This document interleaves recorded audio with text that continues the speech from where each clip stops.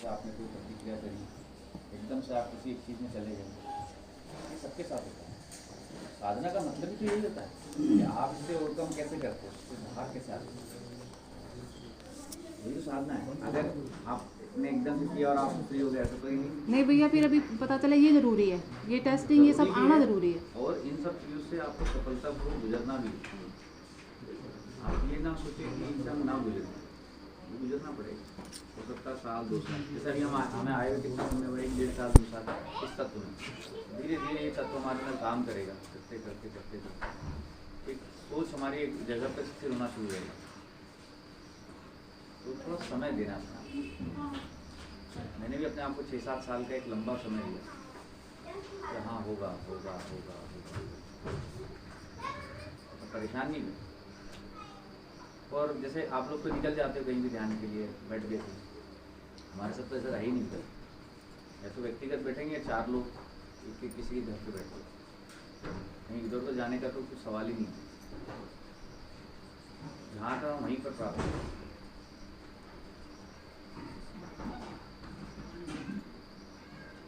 तो सबसे पहले श्री माता जी की हम एक लेक्चर है 5-10 मिनट का है, उस लेक्चर को हम पहले खुली आंखों से समझ सकते हैं, महसूस करेंगे। तो लोग आ जाए, आगे आ जाए।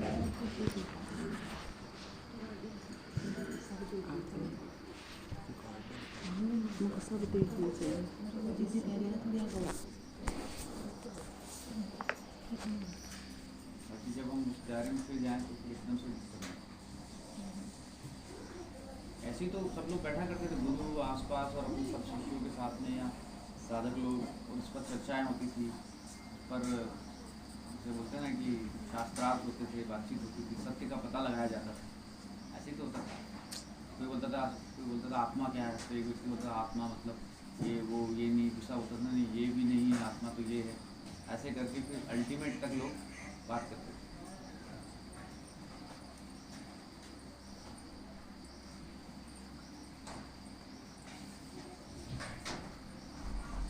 अच्छा, एक समस्या हो रहा है, अगर मान लो चलो सुबह का ध्यान तो सुबह हो जाता है, फिर भी जैसे कहते हैं ना कि भाई सीटिंग लगाओ वो लगाओ, तब तक अगर मेरा कोई और काम है, कोई भी सांसारिक काम है, तब तक मैं वो नहीं कर लेती ना, क्योंकि मेरे दिमाग में रहता नहीं फिर वो करना पहले उसको निमटा के एक तरफ करो, फिर आराम से बैठो।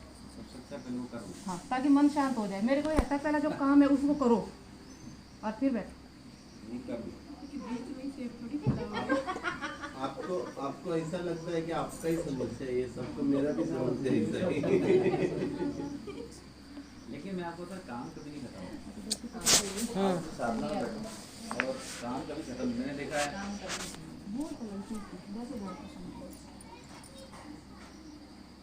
हर आदमी के चित्त में कोई ना कोई एक विचार है जो उसका संचालन कर रहा है, हमें पता ही नहीं चल रहा है कि एक विचार हमारा संचालन कर रहा है। जैसे मैं राष्ट्रपति हूँ, मैं अगर राष्ट्रपति हूँ तो राष्ट्रपति जो पद है ना वो मेरा संचालन करता है। हाँ बोलती ना गवर्नर के ऊपर उसकी गवर्नरशिप रूलिंग करती है, उसको क्या लग रहा है वो गवर्नर है, नहीं, वो जो गवर्नरशिप है ना वो उसके ऊपर रूलिंग करती है। ऐसे कोई भी आपके पास पद होता है तो वो पद का जो भावना है ना वो आपके ऊपर रूलिंग करना लग जाती है, आपके ऊपर शासन करने लगती है। तो सबके साथ कुछ ना कुछ हर व्यक्ति ने देखा है कहीं ना कहीं अटकाव है। उसके अटकाव ऐसे हैं कि कोई मतलब भौतिक चीज़ों को सजाने संवारने में, और जैसे आप मार्केट जाते हो तो आप सब चारों तरफ देखते हो और आपकी जो आंखें होती है वो बोलती हैं अरे यार ये भी मैं ले लूँ, अच्छा मैं ये भी ले लूँ। ऐसी बहुत सारी जो चीज़ें हैं कहीं ना कहीं वो हमारे अंदर अटकाव पैदा करती हैं। किसी को सफाई का बहुत भूत होता है, तो सफाई के बहुत भूत होते हैं, तो ज़रा सी सफाई हो तो उनकी शांति भंग हो जाए वो चल जाएगा, तो सफाई होनी चाहिए। हमारे परिवार में ऐसे लोग हैं, हमारे ब्रदर लोग हैं, तो वो ज़रा सा कचरा देखेंगे तो उनकी शांति भंग हो जाती है। अब शांति भंग होने की कीमत पे यदि आप सफाई रख रहे हो तो सफाई का कोई मतलब, वो सफाई नहीं कचरा है, वो कचरा है, क्योंकि उस सफाई के कारण आपकी शांति भंग हुई, मानसिक शांति भंग हुई। तो ये इसको कहते हैं भूत। हर आदमी के ऊपर एक ना एक भूत सवार होता है। किसी के ऊपर सफाई का भूत होता है, ज़रा सा वो ढूंढते रहते कि कचरा कहाँ है घर में, वो कचरे को ढूंढते हैं, सफाई को नहीं देखते हैं। वो ये ढूंढते हैं कि कचरा तो नहीं कहीं। तो आप ढूंढ क्या रहे हो? कचरा। आप सफाई नहीं ढूंढ रहे हो, आप कचरा ढूंढ रहे हो। और वो भी अपनी मानसिक शांति भंग होने की कीमत पे वो चलेगा। अगर आप बहुत परेशान होकर के शांत सफाई कर रहे हो तो वो सफाई का कोई, वो कचरा है आपके लिए, क्योंकि आपकी पूरी मानसिक शांति भंग हो गई। माँ बोलती है ना कि अंग्रेजी भाषा का लेक्चर है, उसमें श्रीमती कहती है कई लोगों को सफाई का इतना भूत होता है कि ध्यान में बैठे हैं तो देखते रहते हैं कि कोई कुछ कर तो नहीं रहा है, कुछ नहीं कर तो नहीं रहा, ऐसा लगता है। माँ बोलती है वो एक वैक्यूम क्लीनर की तरह हो जाते हैं।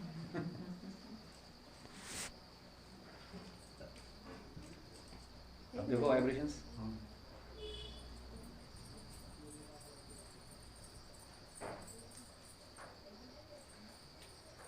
अभी हम देखें अपने मस्तिष्क में विचार मुक्त है।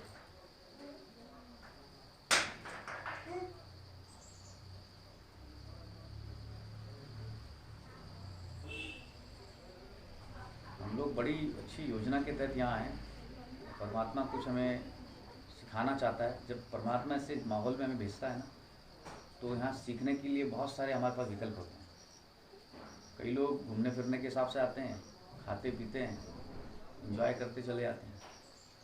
और जो साधक होता है ना, जो सीकर होता है, वो हर एक बात से सीखता है, क्योंकि उसके पास समय तो है नहीं।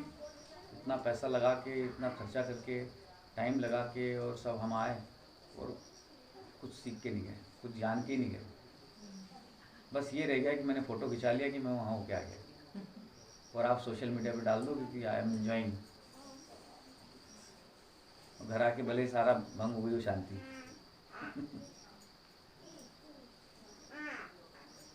एक बार भैया थोड़ा सा ऐसे ही कुछ परेशानी थी, तो इतना स्ट्रॉन्ग विचार बन गया मन में कि नहीं, मेरी वजह से कलेक्टिविटी भी थोड़ी डाउन जाएगी, तो मेरी स्थिति है। तो फिर ये आया कि नहीं, थोड़ा इनसे दूरी बना लूँ, खुद ही घर में अभ्यास कर लूँगी और दूरी बनाऊँ, नहीं, तब तक इनसे मतलब दूरी बना के रखूँ। वो भी एक नेगेटिव विचार है जो आपको दूर कर देगा चीज़ों से। कमियाँ किसमें नहीं है, पता नहीं भैया वो इतनी कमियां सब स्ट्रॉन्ग में हो गई थी वो, मतलब कि नहीं, कोई सभी कमियों से फ्री नहीं है।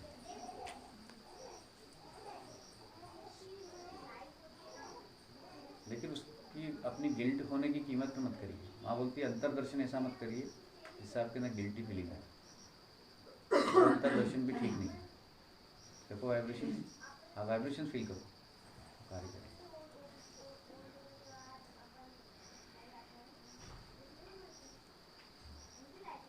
तो पहले 10 मिनट हम श्री माता जी की बात को सुनते हैं। अब कैसे सुनेंगे? आंखें मत बंद करिए, आप शांति सुनिए कि श्री माता जी क्या बोल रही हैं। उसके बाद है ना, हम लोग क्या करते हैं, ध्यान करने लग जाएंगे, इधर उधर चले जाएंगे। क्या बताया है वो सब बाहर की बात है।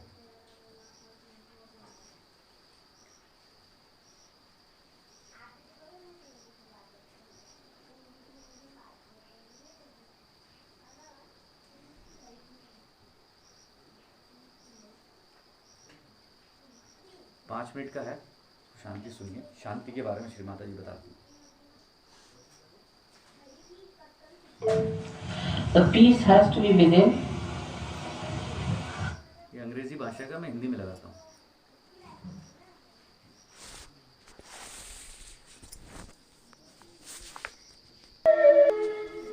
ठीक है, आपकी जिम्मेदारियां हैं, उसको निभाओ, पर मैं मुझ पर मत लादो। मेरे बेटे को देखना ही चाहिए, मेरे बेटे को नाम दीजिए, फलाना ठिकाना। सुबह से शाम तक नाम देते देते मैं तो हार गई। मैं सोचता हूँ डिक्शनरी बना लूं। ऐसा पागलपन चारों तरफ छाया हुआ है। मैं कह दूं कि मैं नहीं आ सकती तो हो गया, मतलब फिर उसके बाद तो समझ लीजिए कि वो कहेंगे कि माँ हमारी क्या गलती हो गई, हमने कौन सा पाप किया। अरे भाई नहीं आ सकती मैं, इसमें कोई पाप नहीं है। तो ये बड़ी सूक्ष्म चीज इसको होना चाहिए। ये चिपकी हुई चीज है आपके अंदर, ये मेरा तेरा। कबीरदास जी ने बड़ी सुंदर बात कि जब बकरी जिंदा होती है तो मैं करती है, जैसे हम लोग भी करते हैं। पर जब मर जाती है तो उसके दांत से धुनकनी की ताक बनाते हैं, और जब धुनकनी चलाई जाती तो कहते तू ही तू ही तू ही। जब तक यह तू ही का हमारे अंदर स्वर नहीं चलेगा, आप मुझे इसके लिए क्षमा कीजिए कि कोई भी काम आपके नहीं हो सकते।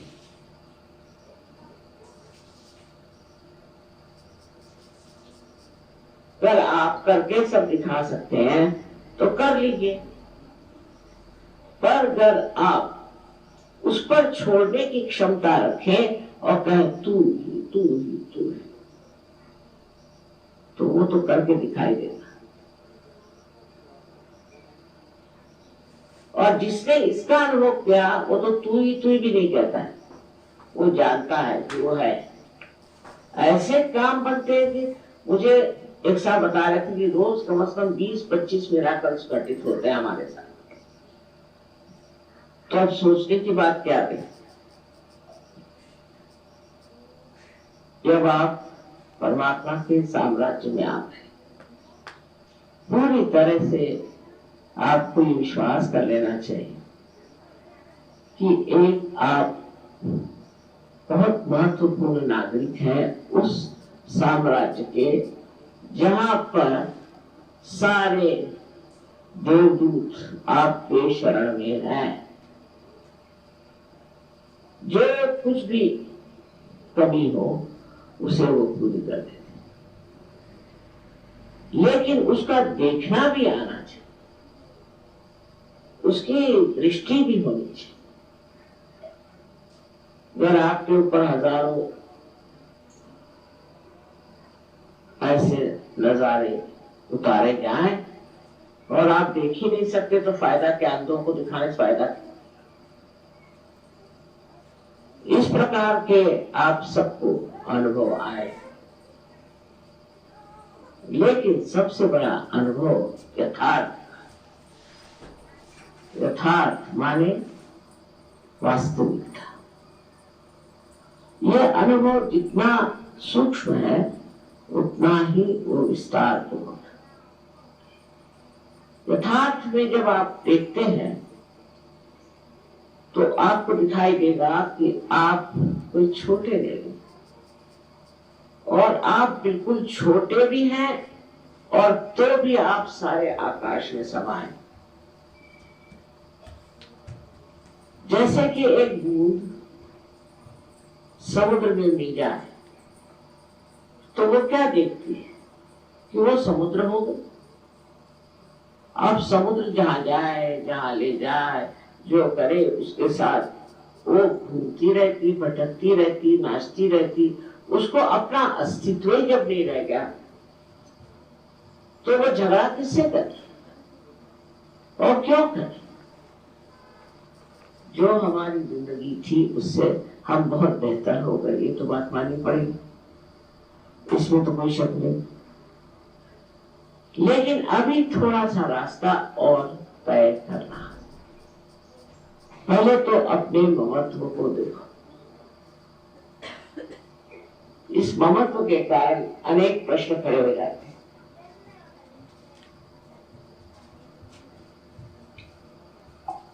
विदेश में पहले माँ बाप बच्चों की कदर नहीं करते थे, बिल्कुल। यहाँ तक कि वो चाहते भी नहीं कि बच्चे हो, और हो जाए तो चाहते थे कि मर जाए बच्चा। और जब समझ में आ गए तो चिपक गए बच्चों से। फिर उनके लिए बच्चों के सिवा और कोई सवाल ही नहीं रहते, बच्चे ही सब कुछ हो। अजीब चीज है, एक तरह से छूटे तो दूसरे को चिपक गए। और हमारे देश में तो ये चिपकन बहुत जबरदस्त है। हम लोग यही सोचते हैं कि बच्चों के कर्ता धर्ता हम हैं।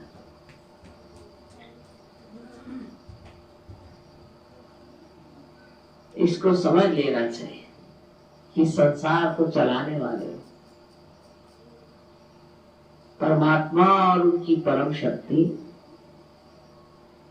वो सब इस आपके बच्चे, परिवार सबको देख रहे हैं। उनसे अच्छा तो आप नहीं देख सकते। तो आप क्यों बेकार में परेशान हैं?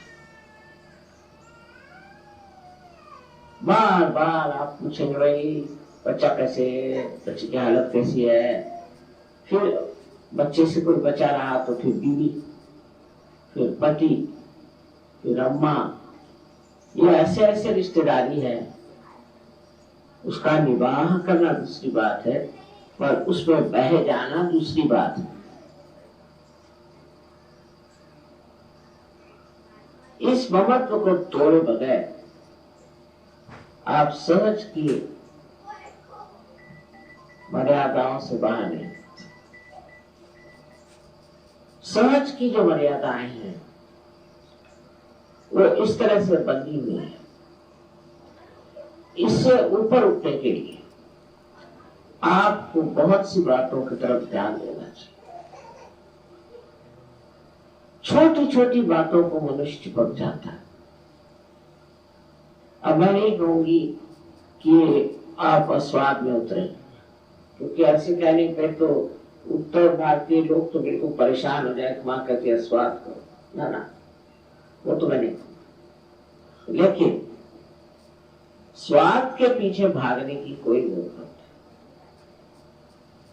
नहीं। रात दिन स्वाद के पीछे भागेंगे, फिर आप सजोगी कैसे?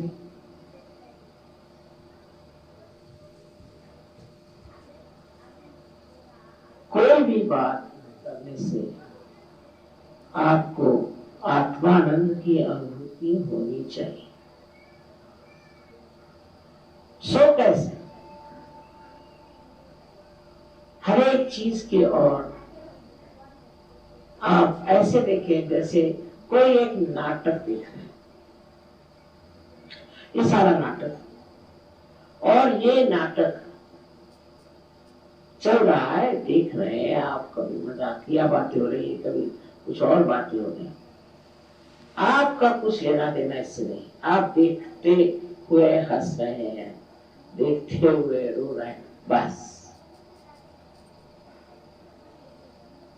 लेकिन इसके अंदर आपका कोई भी समावेश नहीं है। आप बाहर से इसे देख, तो आप आश्चर्य करेंगे कि आप जल्दी से किसी भी चीज को क्षमा करें। कल एक साहब ने बताया कि माँ ये अभी सिगरेट पीती, वो सोचा कि मैं बिगड़ूंगी। मैंने कहा नहीं ठीक है, सिगरेट आसानी से नहीं छूटती। लेफ्ट शुद्धि करूंगी तो उससे सिगरेट पकड़ी जाती। उनकी लेफ्ट शुद्धि तुम ठीक करो, देखो उनकी सिगरेट छूट जाए। तो सारी दृष्टि ही ऐसी बदल जाती है कि जिससे आदमी सोचता है कि इसको किस तरह से सुधारा जाए, क्या ठीक किया जाए, किस तरह से बनाया जाए, किस तरह से जोड़ा जाए। एक तरह की जो आज तक बुद्धि हमारी विश्लेषण एनालिसिस को करती थी, वो सिंथेसिस, वो सब जोड़ने की क्रिया, और उस जोड़ने को जो हम चाहते हैं पूरी तरह की मदद परमात्मा से मिलती है।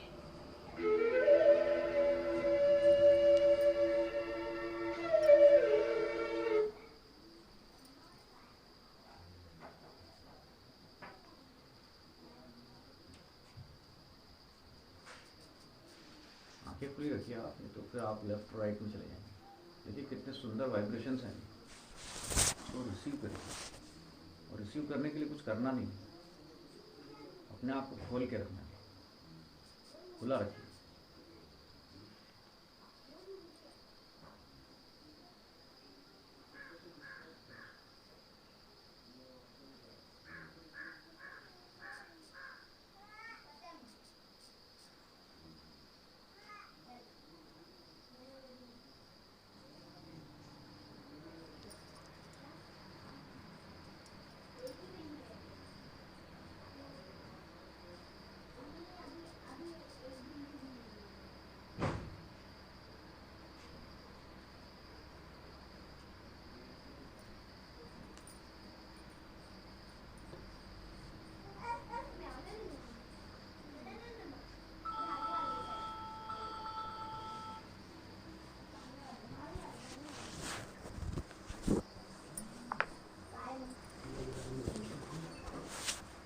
बार बार इसी चीज़ पे फोकस कर रहा हूँ कि आप स्पष्ट न हो जाइए, आप ध्यान करके भी कुछ नहीं प्राप्त कर पाएंगे, क्योंकि उसमें सूक्ष्म में ईगो आएगा सिस्टम में कि मैंने ध्यान कर लिया। आप अपने विटनेस बनते जाइए, अपने साक्षी बनते जाइए।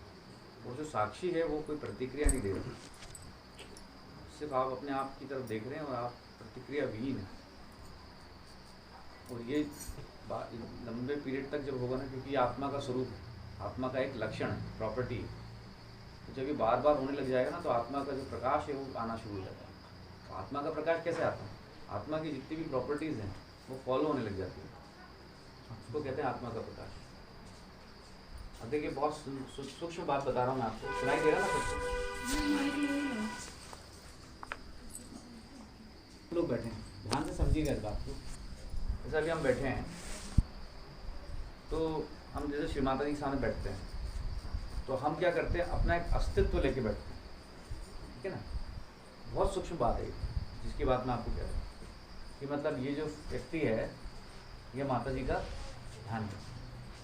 होता क्या है कि अभी हमें अपने अस्तित्व का बोध होकर के हम ध्यान करते हैं कि मुझे अच्छी अनुभूति आ रही है, मुझे बहुत अच्छा लग रहा है, मेरी बहुत गहरी अवस्था है।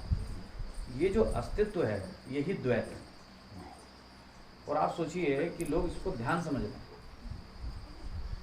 ये अभी थोड़े दिन पहले से मैं जब व्यक्तिगत, मैं आपको इसलिए तो कह रहा था कि व्यक्तिगत आप लोग ये जो बीच का पीरियड है बैठिए, तो मुझे जब बार बार ये अपना अस्तित्व महसूस हो रहा था तो मैं श्री माता जी से कह रहा था, माँ मैं अभी भी सत्य को नहीं जान पाऊंगा जब तक मुझे मेरा होने का अनुभव होता रहे। तो पूरे ध्यान में हमें अपने होने का अनुभव होता रहता है। ये बहुत सूक्ष्म बात है, इसको अच्छे से समझ लीजिए, कान से सुन लीजिए।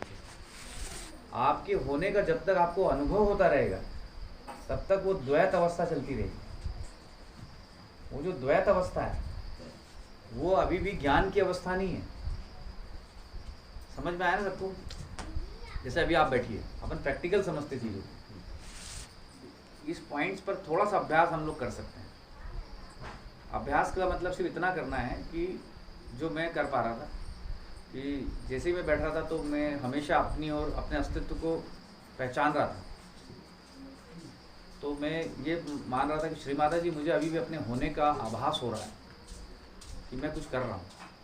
और जब तक ये होता रहेगा आभास, तब तक वो अज्ञानता की ही अवस्था है, ज्ञान की अवस्था नहीं। ज्ञान की अवस्था अद्वैत हो जाती है, मतलब आप और दोनों एक हो जाते हैं। और वो होता नहीं किसी के साथ, किसी के बहुत कम, इक्का दुक्का होंगे तो होंगे, कोई वो होता ही नहीं।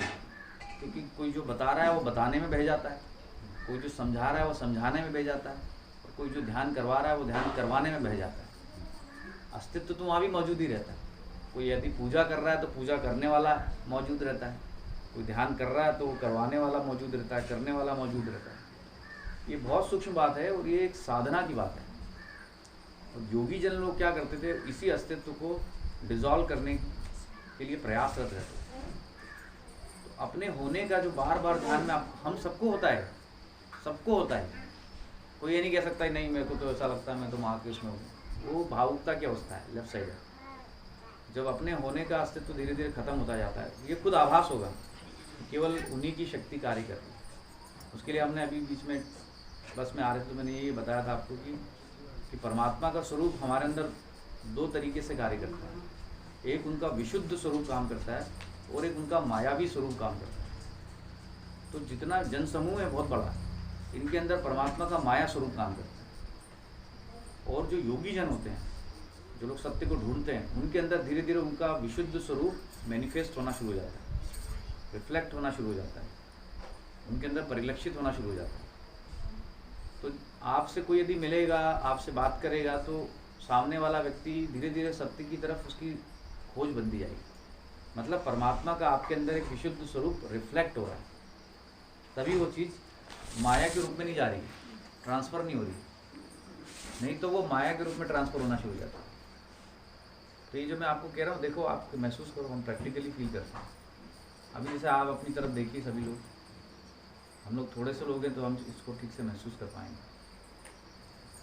अभी जैसे हम लोग अपनी ओर देखें तो अभी हमें अपना आभास हो रहा है ना कि मैं ध्यान में बैठी हूँ, मेरा नाम फला है, मुझे बहुत अच्छी अनुभूति आ रही है, हो रहा है ना सबको? मैं ध्यान कर रहा हूँ, मुझे बहुत अच्छे वाइब्रेशंस आ रहे हैं, ये जो मुझे है ना, इसके लिए हमेशा श्री माता से कहो कि माँ ये जो मुझे का आभास मुझे हो रहा है, इससे भी मुझे फ्री कीजिए, क्योंकि ये भी अज्ञानता है, ये भी ज्ञान की अवस्था नहीं है। तो ये धीरे धीरे ऐसे अभ्यास करते हैं, आप स्टार्टिंग से ही करना शुरू कर दो कि देखो आप तुम बैठे हो, जैसे मैं भी ऐसे ही बैठता था, मैं आपको वही सब बता रहा हूँ जो हम लोग, तो मैं कहता था अच्छा तुम बैठे हो, आप क्या करोगे, अच्छा आप ये करोगे, चलो ये कर लो, फिर क्या करोगे, अच्छा ये करोगे, ये भी कर लो, चलो फिर क्या करोगे, स्पीच सुनेंगे, चलो स्पीच लगा लो, फिर क्या करोगे, एक भजन सुनना है, एक भजन लगा लो, फिर क्या करोगे, नहीं अब तो हो गया, अब सब अब उठेंगे। तो हमारे अंदर एक अस्तित्व चल रहा है, ये अस्तित्व का बोध हमें, और देखिए कितनी मज़ेदार बात ये है कि हम जब ध्यान में बैठते हैं तो ये अस्तित्व को हम और बढ़ाते जाते हैं। देखा जाए तो ये रिवर्स प्रोसेस है ध्यान की, मतलब आपकी आगे बढ़ने की अवस्था नहीं है, ये रिवर्स की है, मतलब आप पीछे उठ जा रहे हो।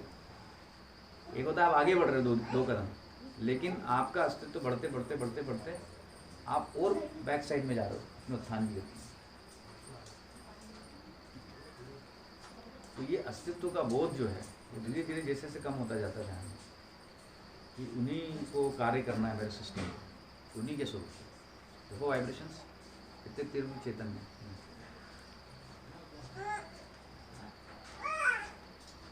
ये बहुत सूक्ष्म बात है, उसको अगर आपको समझ में आ गई हो बहुत काम की है, और कई वर्षों तक अभ्यास करने की चीज़ बताया है अपने आपको।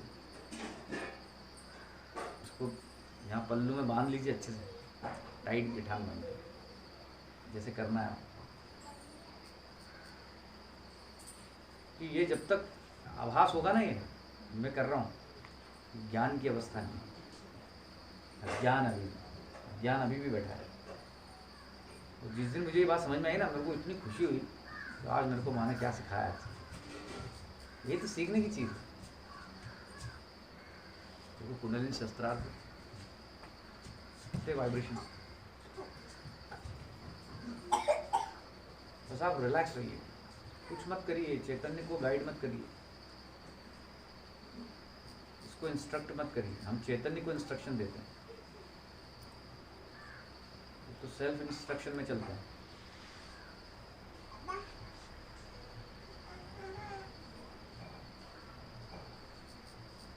ऐसे करिए, दोनों सिर पे रखिए, सिर के ऊपर हो रहा है क्या, सिर के ऊपर फील हो रहा है, हल्का ठंडा है। हाँ बस वो जो हल्का है ना सलीलम, ये विशुद्ध ब्रह्म है। मुझे भी ठंडी है और लग रहा है। अभी देखो आप वाइब्रेशन बिल्कुल हल्के हल्के आ रहे हैं, आ रहे हैं ना, मैक्सिमम लोगों का आ रहा है।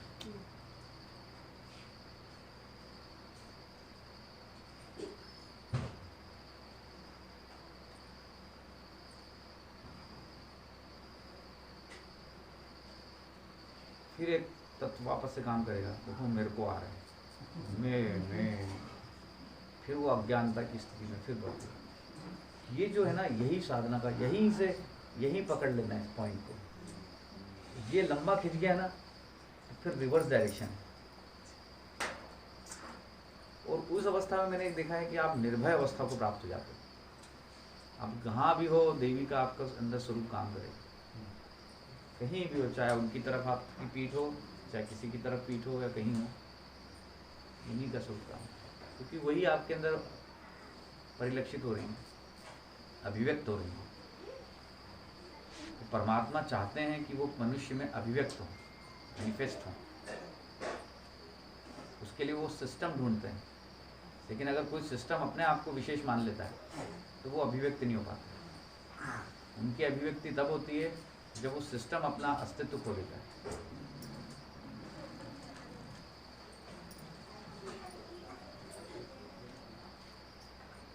देखिए कितने तीव्र चेतन, हमने कुछ नहीं किया है, लेकिन बहुत तेज वाइब्रेशन है।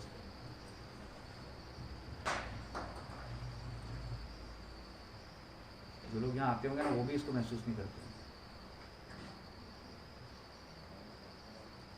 तो ध्यान मत करो इसको। इसके लिए अपने आप को माँ बोलती ना उहाड़ के रखो, खुला रखो, अपने अंदर आने दो उसको। नहीं तो दिमाग में बैठा हुआ जो ध्यान कराने वाला व्यक्ति है ना, तो ध्यान कराना शुरू कर देगा और वो आपको फिर लेफ्ट में या कहीं राइट में ले जाएगा।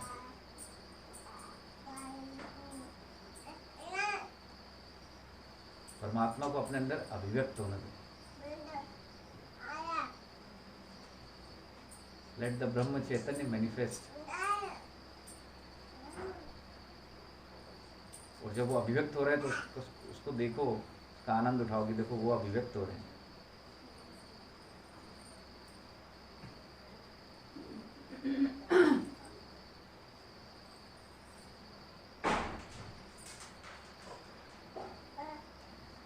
बहुत सूक्ष्म बात बताइए आपको, किसी को समझ में आ गई हो तो बड़ी अच्छी बात है, और नहीं आई हो तो थोड़ा सा टाइम लगेगा, परेशान नहीं होना।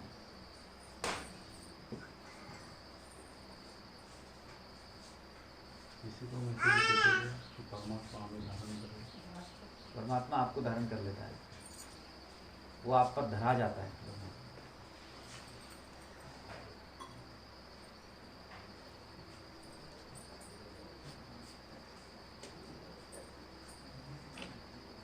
इसलिए मैं कह रहा हूँ एक भी सेशन मिस मत करो,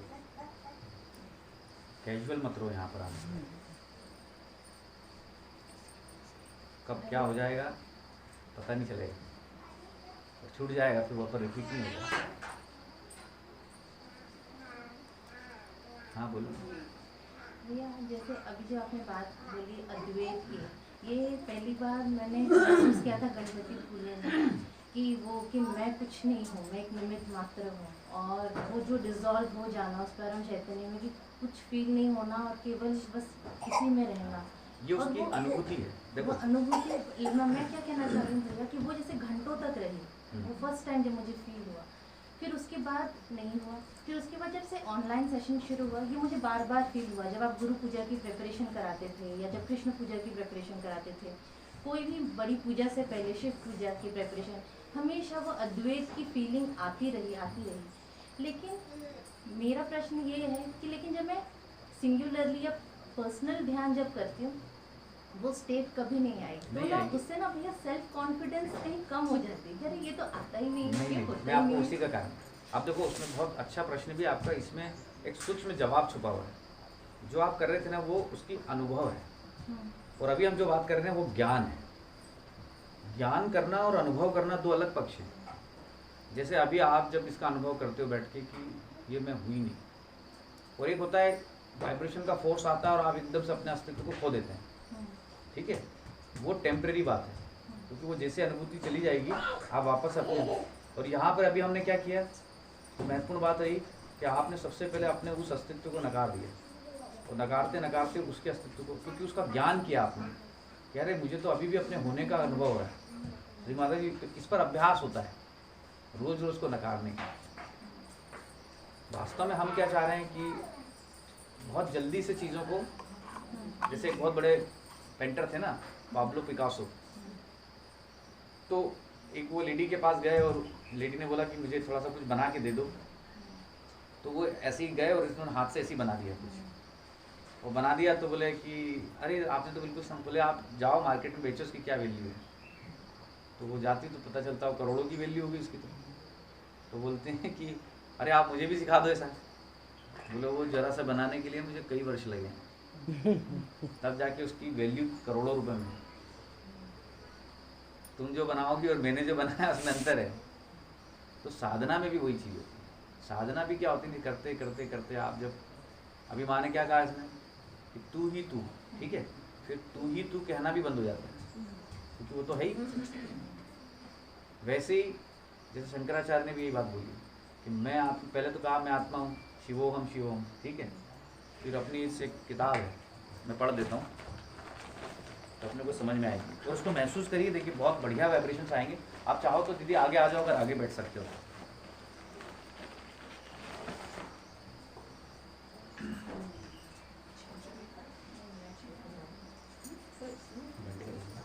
नहीं ठीक है,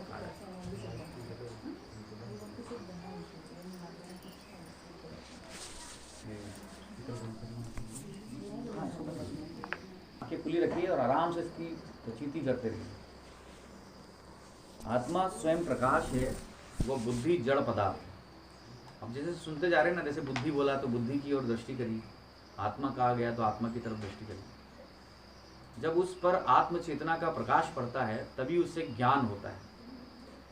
जिस प्रकार सूर्य के प्रकाश के कारण आंखों को वस्तु दिखाई देती है, सूर्य की अनुभूति भी आंखों से होती है, इसलिए हम कहते हैं कि आंखें देखती हैं, किंतु सूर्य के प्रकाश के कारण देखती हैं।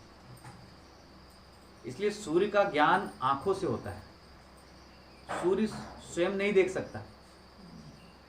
इसी प्रकार मैं जानता हूं, यह ज्ञान बुद्धि को होता है। मैं जानता हूं, यह ज्ञान बुद्धि को होता है, किंतु अविवेक के कारण इसे आत्मा का धर्म मान लिया जाता है।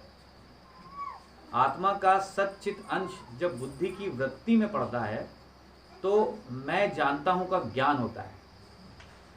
ज्ञान और सुखाकार वृत्ति बुद्धि का परिणाम है, इसलिए ज्ञान का आश्रय बुद्धि है, आत्मा नहीं। इसका क्या मतलब है? ज्ञान का आश्रय मतलब वह जहां पर वो रुकती है ना, वो बुद्धि में ही तो रुकेगी ना।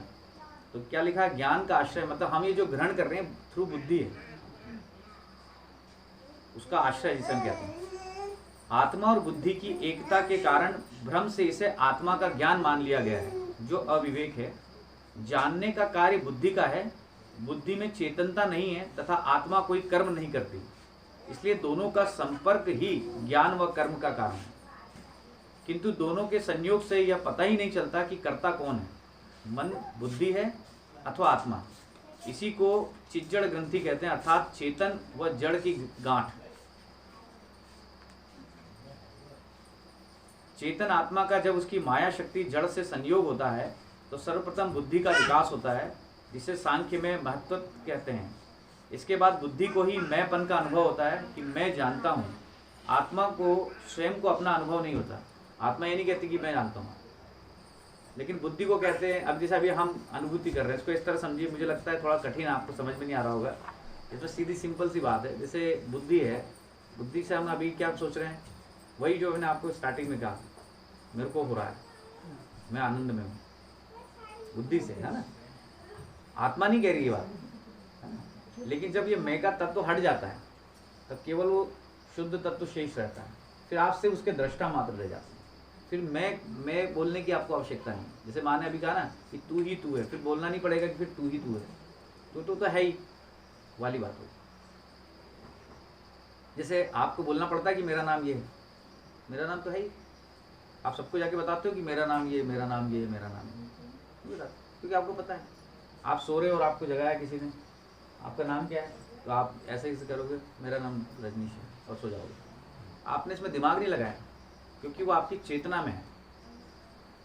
हमारी मानवीय चेतना में वो नाम शामिल हो गया, लेकिन हमारी मानवीय चेतना में मैं आत्मा हूँ ये शामिल नहीं हुआ, क्योंकि मैं की रटन जो है ना वो 15 साल, 20 साल, 25 साल, 30 साल, 35 साल से हो रही है, 40 साल से हो रही है, तो वो पूरी तरह चेतना में उतर गई है। अब जो हम ये साधना करते हैं या बार बार ध्यान में जाके कहते हैं कि ये वही है, तो ये आप चेतना में उसको उतार रहे हो एक तरह से। ये प्रैक्टिस है, और उतारते उतारते फिर एक दिन वो चेतना पूरी तरह से वैसी बन जाती है। इसीलिए इसको तपस्या कहते हैं, धीरे धीरे होने वाली साधना है। कई लोग बोलते हैं भैया मेरे को समस्या, उससे कैसे निजात पाएँ? तो भैया हम कोई निर्मल बाबा नहीं है कि भाई ये खा लो और पी लो और ऐसा हो जाए।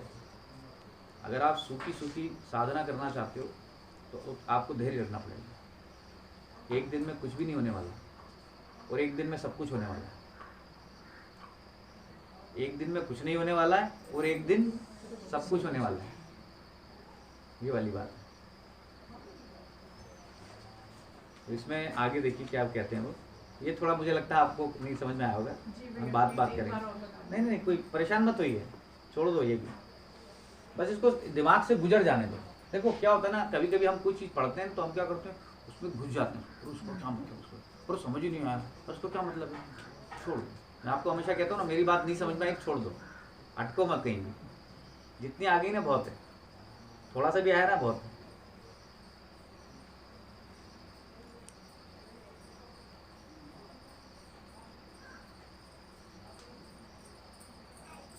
इस प्रत्यक्ष अनुभूति के लिए चिंतन, मनन और विचार द्वारा आत्मा को आवृत मतलब ढकने वाली इन समस्त उपाधियों का निषेध करना चाहिए, जो आत्मा को ढक देती हैं। कि मैं शरीर नहीं हूँ, मन बुद्धि इंद्रियां भी नहीं हूँ, क्योंकि ये सब जड़ प्रकृति से निर्मित हैं। मैं जड़ नहीं बल्कि चेतन हूँ, इसलिए आत्मा ही हूँ, क्योंकि आत्मा ही एकमात्र चेतन है। इस प्रकार नेति नेति आदि शास्त्र वाक्यों से इन सभी जड़ पदार्थों से निर्मित अंगों का निषेध करें कि मैं ये नहीं हूँ, न ये मेरा वास्तविक स्वरूप है। इसके निषेध के बाद केवल आत्म तत्व ही शेष रह जाता है, उसी को अपना स्वरूप माने। अब इसी को श्री माता जी क्या कहती हैं? इसके लिए श्री माता जी कहती हैं कि जो चित्त मिथ्या का त्याग करते करते अग्रसर होगा और जो सब कुछ है लेकिन कुछ नहीं है का मिथ्या बंधन तोड़ेगा, वही चित्त आत्मस्वरूप है। ये वही वाली बात है कि नेति नेति करते हटाते हुए नैति नैति वचनैति, वहाँ बोलती ना, तो वो नेति नेति करके चीज़ें हटती जाती और अंत में विशुद्ध स्वरूप का आपको दर्शन हो जाता है। तो श्री माता जी का हम एक लेक्चर सुनते हैं, देखो महसूस करना, बहुत बढ़िया वाइब्रेशन आ रहा है। तो श्री माता जी का हम एक लेक्चर सुनते हैं, माँ कहती हैं कि आप परमात्मा को नहीं पाते, परमात्मा आपको पाते हैं। तो हमको लगता है ऐसा कैसे होता है? हम अगर आपके अंदर बोध हो जाएगा कि मैंने आज भगवान को पाया, मेरे को तो मैंने आत्मा को पाया, तो अभी मैं का जो तत्व वो जीवित है आपको। तो वो इस तरह से है जैसे आप जैसे से बढ़ते जाते हो, बादल छटते जाते हैं, तो जो सूर्य है वो आपके ऊपर धरा जाता है। आप ये नहीं कहते कि मैंने सूर्य को पा लिया, बस हुआ क्या, बादल हटे और वो आप पर पड़ा, तो परमात्मा ने आपको ऐसे पा लिया, मतलब सूर्य ने आपको पा लिया। माँ बोलते ना परमात्मा आप पर धरा गया, तो वैसे सूर्य आपके ऊपर धरा गया। तो आपने सूर्य को नहीं पाया, सूर्य ने आपको पा लिया। ये वो बात है। तो ये बात लोग समझ नहीं पाते कि ऐसा कैसे होता है, परमात्मा आपको कैसे पाएंगे? हम पाएंगे ना, हम पाने के लिए बैठे, वो कैसे पाएंगे? उनका स्वरूप हमारे ऊपर आ जाए। जैसे लाइट जलाते हो तो लाइट आपके ऊपर आ जाती है। आप ये नहीं बोलते हो कि मैंने लाइट को पाया, लाइट आपके ऊपर आ गई, हम प्रकाशित हो गए।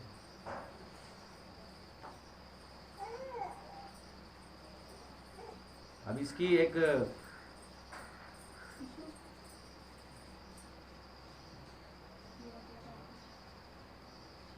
अच्छा, ये जो हम सब सुन रहे हैं ना, इसको दिमाग पे जोर मत डालिए। इसको ये जो पढ़ा जा रहा है, ये सिर्फ दिमाग से गुजर जाने चाहिए। और ये कहाँ है किताब में, कहाँ मैं पढ़ूंगा, ये इसलिए मैं नहीं लाया हूँ कि सबको किताब बांटते फिरे हैं।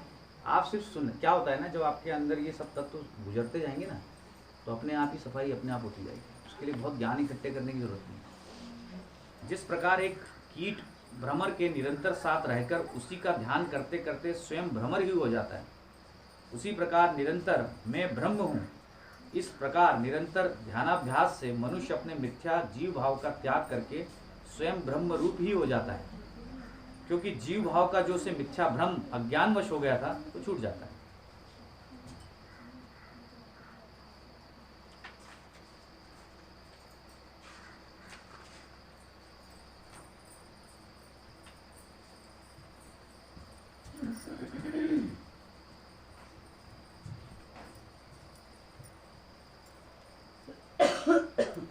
आत्मा स्वयं प्रकाश है।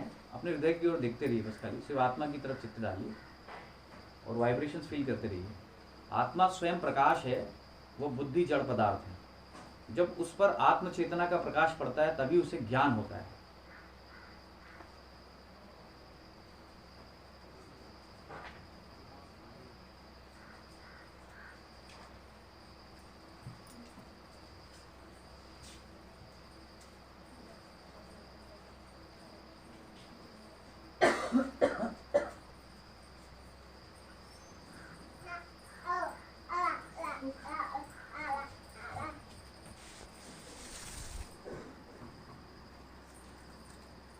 शंकराचार्य कहते हैं कि यह ज्ञान भी मन की एक वृत्ति है, यह भी विचार प्रवाह ही है जिसमें वो कहता है मैं आत्मा हूँ।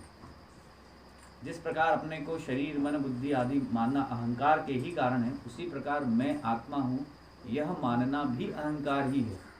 देखो अब यहाँ एक अलग बात है, जो मन की ही वृत्ति है। इसलिए ध्यान द्वारा जब आत्मा की प्रत्यक्ष अनुभूति हो जाती है तो यह ज्ञान भी समाप्त हो जाता है। फिर ना कोई ज्ञाता रहता है, ना ज्ञेय और न ज्ञान, केवल शुद्ध चैतन्य स्वरूप आत्मा ही शेष रह जाता है, जो निज का वास्तविक स्वरूप है। तो यहाँ ये कहते हैं मैं आत्मा हूँ, ये भी अपने आप में एक सूक्ष्म अहंकार है। क्यों? क्योंकि मैं अभी है नहीं, मैं उसमें जीवित है। हाँ, तो जब आप एब्सोल्यूट, अब ये इन्होंने पूरी तरह से उससे भी ऊपर की बात बताई। नहीं तो लोग कंफ्यूज हो जाएंगे, अरे यार ये तो अब एक जगह कह रहे हैं शिवोहम, मैं आत्मा हूँ, मैं शिव हूँ, और यहाँ कह रहे हैं कि मैं शिव भी नहीं। ये भी गलत बात हो गई थी, उसको भी जुटला दिया। श्री माता जी ने भी एक लेक्चर में इस तरह की बात कही। अब ये सब चीज़ें छुपी हुई होती हैं, सामने नहीं आती, लेकिन जैसे जैसे हमारे अंदर प्रकाश आता जाता है, श्री माता जी के वो लेक्चर सामने आते जाते हैं, उघड़ते जाते हैं वो हमारे सामने।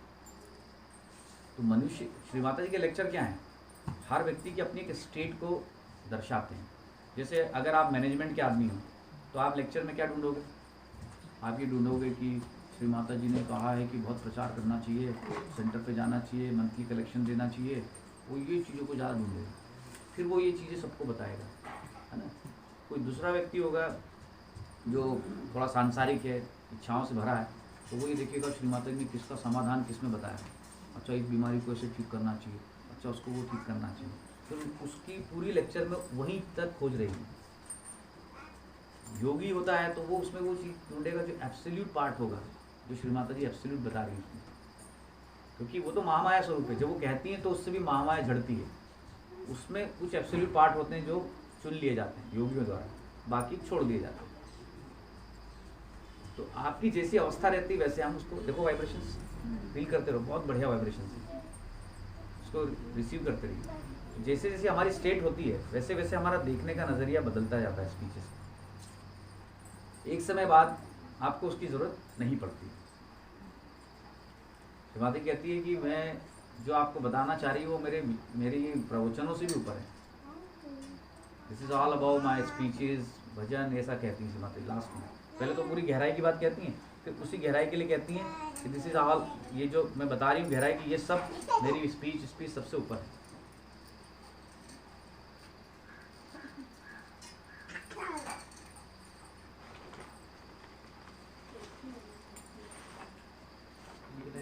माता जी ये कहती हैं ये मेरी वाणी भी आपके चित्त पे बोझ है, इसका क्या मतलब है? बोझ है मतलब हम कंडीशनड लोग हैं और हमारे लिए हर एक विचार एक, जैसे बोलते हैं ना कि बोझ बन जाता है। और माँ ने कहा तो, अब जैसे माँ ने कहा है कि सेंटर जाना चाहिए, सिंपल सी बात है, सेंटर जाने का बोझ हो गया आपके ऊपर। अब आपको कुछ मिल रहा है नहीं मिल रहा है वो आपके लिए बोझ बन गया। कोई भी सब एक विचार जो माँ ने कहा वो बोझ बन गया। अब उसको आप ढोते रहो वर्षों से, हम तो जा रहे हैं, हम तो जा रहे हैं, हम तो जा रहे हैं। अब आपको मिल कुछ नहीं रहा है। जो दूसरी बात बताइए वो आपको कभी नहीं सुनाई देगी कानों से, आपको सिर्फ वही एक बात सुनाई देगी, क्योंकि वो आपका कंफर्ट जोन में आती है, तो आपने उसी को पकड़ ली। हर आदमी अपने कंफर्ट जोन की चीज़ें पकड़ता है कि मेरे लिए तो यही चीज़ है। इसके ध्यान में रुचि नहीं हो, क्या सोचेगा वो, जब स्पीच सुनता है तो कुछ यूनिक चीज़ ढूंढेगा। अरे यार ये माँ ने कुछ यूनिक बताया, अब मैं इसको दूसरों को बताऊँगा, ये लोगों को पता नहीं, तो वो यूनिक चीज़ें ढूंढेगा। कुछ लोग ज्ञान की चीज़ ढूंढते हैं कि अरे ये सब ज्ञान वान इकट्ठा कर लें कि किसको क्या करना है, कौन सा ट्रीटमेंट माने किसके लिए बताया, इसके लिए वो मंत्र बताया, इसके लिए दवाई बताई, इसके लिए ये इलाज बताया, वो तो वो उसको ढूंढता है पूरे लेक्चर में। तो हर एक चीज़ बोझ बन गई आपके ऊपर, हम उस एब्सोल्यूट में जा ही नहीं पा रहे हैं, और उस विचारों का जो हम जो स्पीच सुना वो बोझ लेकर के हम दबे हुए हैं, खुल करके उस एब्सोल्यूट में उतर नहीं पा रहे हैं, क्योंकि हर एक चीज़ कंडीशन में उतार रही है। कि हमारे ये कहा तो वैसे नहीं किया, अच्छा उसको ऐसे नहीं करना तो वैसे नहीं किया, तो हर एक चीज़ कंडीशन दिमाग में बैठी हुई है, तो वो आपको सेटल नहीं होने देगी अंदर। इस तरह से ये बातें बहुत समय बाद समझ में आती है। शुरुआत में तो जो दूसरा आदमी बैठेगा बोले यार ये तो व्यक्ति जो बता रहा ना ये दाएं बाएं वाला आदमी, कुछ आपको ऐसा ही लगेगा। हमारे साथ तो नहीं, मतलब हमसे बहुत पुराने सहयोगी से हम मिलते थे, तो गणपति कुल में सबसे पीछे बैठे रहते, तो वो लोग बोलते थे वो जो तुमको दिख रहा है ना वहाँ माँ है ही नहीं, आगे तो सब भाग स्टेज के पीछे, वहाँ माता जी है ही नहीं। वो यही बोलते थे, बोले यहाँ है माँ तो वहाँ लोग बैठते थे ना, तो तेज वाइब्रेशन आते, माता जी तो यहाँ है, वहाँ है ही नहीं माता जी। अब सामान्य आदमी सोचेगा यार ये तो ईगोइस्टिक आदमी है, ये अपने आप को ज़्यादा बड़ा बना है, इतना सब पूजा हो रही है माँ की और सब हार फूल चढ़ाए जा रहे हैं और ये बोल रहा माता जी वाणी। फिर एक लेक्चर में श्री माता जी कहती हैं कभी कभी मैं वहाँ होते हुए भी नहीं होती हूँ। आपको लगता है कि मैं वहाँ हूँ लेकिन मैं कभी वहाँ होते हुए भी वहाँ नहीं हूँ। फील करो। अब इसको हम सुनते हैं ब्रह्म के बारे में श्री माता जी ने बहुत अच्छी बात बताई। इसको हम कई बार पढ़ चुके हैं, आपके सामने शायद कभी पढ़ा कम होगा। इसको सिर्फ सुनिए, हम लोग करते हैं। जो सनातन है, जो अनादि है, वो कभी नष्ट नहीं हो सकता। ये सब श्री माता जी ने बोला है, ये शास्त्र का उसका नहीं है। जो नष्ट नहीं हो सकता क्योंकि वो अनंत है। उसका स्वरूप कुछ बना ले, कुछ उसका रूप बना लीजिए, लेकिन जो तत्व है उसका नाम है ब्रह्म तत्व। इसी ब्रह्म तत्व से सारी सृष्टि की रचना हुई। इस ब्रह्म तत्व को पाना ही मनुष्य जीवन का लक्ष्य है। इसी ब्रह्म तत्व को जानने के लिए वेद लिखे गए। वेद जो है विद से होता है। विद शब्द का मतलब है जानना। और अगर सारे वेद पढ़कर भी आपने अपने आप को नहीं जाना तो वेद व्यर्थ है। वेद का अर्थ ही खत्म हो गया यदि आपने अपने आप को नहीं जाना। अब जैसे अपने आप को जानने वाली बात क्या होगी? हाँ वो तो है ठीक, आत्मा और ये, लेकिन हमारी अप्रोच वैसी नहीं है ना। हमारी अप्रोच तो कैसी है? माता जी बस आजा चले जाऊं। यहाँ जानने की प्रक्रिया अलग रहेगी। आप सोचिए, बड़ी सूक्ष्म चीज़ है। जब हम मेडिटेशन में अप्रोच करते हैं तो अगर उसको हम अच्छे से ऑब्जर्व करें तो उसमें जानने की प्रक्रिया नहीं है, उसमें सिर्फ एक चीज़ों को एग्जीक्यूट करने की प्रक्रिया है, उसको कार्यान्वित करने की। 1 घंटे का जो मेडिटेशन है उसको मुझे क्रियान्वित करना, जैसे करके ये भी देखते हैं मतलब कौन सा चक्कर में आगे बढ़ रहा है, वो जानना नहीं है, वो प्रोसीजरल तरीके से है ना। तो वहाँ पर क्या होता है ना, आप उस वे में चले जाते हैं। और जानने की प्रक्रिया में क्या होता है, आप थोड़ा सा हटते हो उससे, जो कर रहा है ना उससे। तो जैसे मैंने अभी शुरुआती में बताया कि जैसे ही आपको शुरुआत में बोला ना कि जो कर रहा है और उसको आपने देख लिया है कि श्री माता जी तो अस्तित्व अभी भी मौजूद है, ये जानना हो गया। तो उस दिन हमने ध्यान में ये जाना, तो वो सबसे सफल ध्यान हो गया अपने आप में। वो जिसे बोलते हैं ना फ्रूटफुल मेडिटेशन, वो फलदायी, जिसका कुछ मतलब निकला। और वो जो मतलब निकला ना वो आपको आगे तक खींच के लेके जाएगा। लेकिन जो हमने मेडिटेशन किया वो आपको आगे तक खींच के नहीं ले जाएगा, कल फिर से 0 से शुरू करना पड़ेगा। लेकिन जब हम ज्ञान करते हैं तो वो ज्ञान आपको नेक्स्ट स्टेज की पर बताता है कि कल मुझे कैसे वापस से बैठना है, परसों मुझे कैसे बैठना है।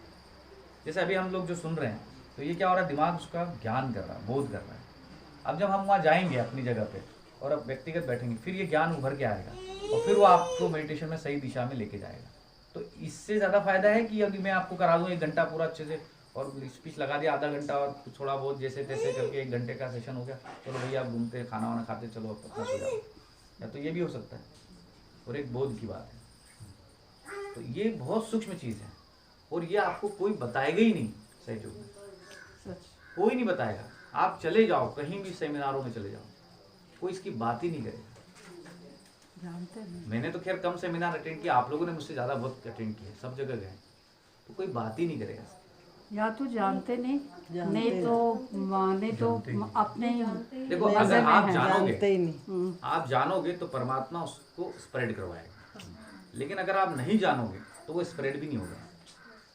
फिर यदि आप ये कहो, देखो वाइब्रेशन कितने तेज आ रहे हैं,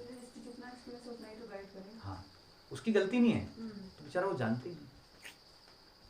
जैसे हमने वो स्पीच वेदरना में देखा था, उपनिषद गंगा का, वो जो लड़का विद्या अध्ययन करके आता है और उसके पिताजी से पूछते हैं श्वेत केतु से कि श्वेत केतु आगे का क्या सोचा है, तो बोलते एक बार मैं जनक की सभा को जीत लूँ, उसके बाद जो आप कहेंगे मैं शादी जहाँ भी करना है करूँगा। तो उसको उनके पिताजी को लगता है भाई ये तो फिर ज्ञान मान बोझ उसका ढोक्या है, विचारों का सूचनाओं का इसका बोझ ढोक्या है, ज्ञान प्राप्त करके नहीं आया। तो उसको बुलाते हैं और उससे पूछते हैं श्वेत केतु क्या तुम्हें लगता है कि तुमने उसको जान लिया है? बोले किसको? तो बोले तुम्हारे गुरु ने तुम्हें बताया नहीं। तो फिर वो बहुत नम्रता से उसका जवाब देते हैं श्वेत केतु कि आप ही मुझे बताइए, हो सकता है कि मेरे गुरु को इसका ज्ञान न हो इसलिए उन्होंने मुझे नहीं बताया। अगर उनको इसका ज्ञान होता तो मुझे जरूर ये बात बताते कि तुम कौन है, वो कौन है, वह कौन है। अगर उनको ये ज्ञान होता तो वो उनकी बुराई नहीं करते हैं, कह रहे मेरे को तो बेकार बता दिया उन्होंने, लेकिन उनको ज्ञान नहीं था तो उन्होंने मुझे नहीं बताया। तो आपको है तो आप मुझे बता दो, वो वाली बात। तो ये जानने वाली प्रक्रिया है। तो ध्यान इस तरह से होना चाहिए। ध्यान में जब आप बैठते हो तो, और मैं आपको बताऊँ ये एक दिन में नहीं हो पाएगा, आपकी फिर वही संस्कार काम करेंगे। जैसे आप ध्यान बैठोगे फिर वो आप चालू होगी मशीन, और आप जैसे तैसे करके संतुष्ट हो जाओगे और बस उठ के चले जाओगे। अच्छा, ये जो ज्ञान है ना, ये क्या करेगा, ये हमारे व्यवहारिक पक्ष पे बहुत तेजी से काम करेगा, क्योंकि ये आपके व्यवहारिक पक्ष से जुड़ा हुआ है। और जो हम प्रोसीजरल कर रहे हैं ना, वो व्यवहारिक पक्ष से जुड़ा ही नहीं, उसका संबंध ही नहीं। जैसे हमने 11th 12th में वो साइन थीटा कॉस थीटा पढ़ा था और ज्योमेट्रिकल पढ़ा था, उसका जीवन में कभी कोई काम ही नहीं आता है। वो इंटीग्रेशन डिफरेंशिएशन वो सब पढ़े, उसका कभी कोई काम ही नहीं आता, लेकिन पता नहीं क्यों पढ़ते हैं वो। वैसे ही यही वाली बात है कि कभी कभी ध्यान हम ऐसा करते हैं उसका कोई काम ही नहीं आता, उसका कोई मीनिंग ही नहीं है।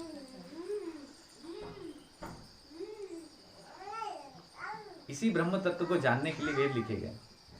जब आप अपने को जान लेते हैं, देखिए ये जो हम बात कर रहे हैं ये सब श्री माता जी ने कही हुई है। ये हमें एक बहुत अच्छा कलेक्शन छोटा सा मिल गया था जिसमें श्री माता जी ब्रह्म तत्व के बारे में बताती हैं। तो कहते हैं जब आप अपने आप को जान लेते हैं तो आपके अंदर से ही ब्रह्म बहना शुरू हो जाता है। मैं यहाँ मतलब पृथ्वी पर आपको वही चीज़ देने आई हूँ जिसे आप हजारों वर्षों से खोज रहे थे। यह आपकी अपनी ही है, आपकी अपनी ही है। सिर्फ मुझे उसकी कुंजी मालूम है, चाबी मालूम है। मैं अपना कुछ नहीं दे रही हूँ, आपका जो है उसे ही आपको सौंपने आई हूँ। आप अपने को जान लीजिए और इस ब्रह्म तत्व को पा लीजिए। यही आत्म साक्षात्कार है, क्योंकि आत्मा का प्रकाश ही ब्रह्म तत्व है। यही परमात्मा का साक्षात्कार है। जब तक आपने आत्मा को जाना नहीं, आप परमात्मा को नहीं जान सकते। सबसे बड़ी सनातन बात यह है कि हम ब्रह्म शक्ति से बने हैं और हमें उसको पाना है।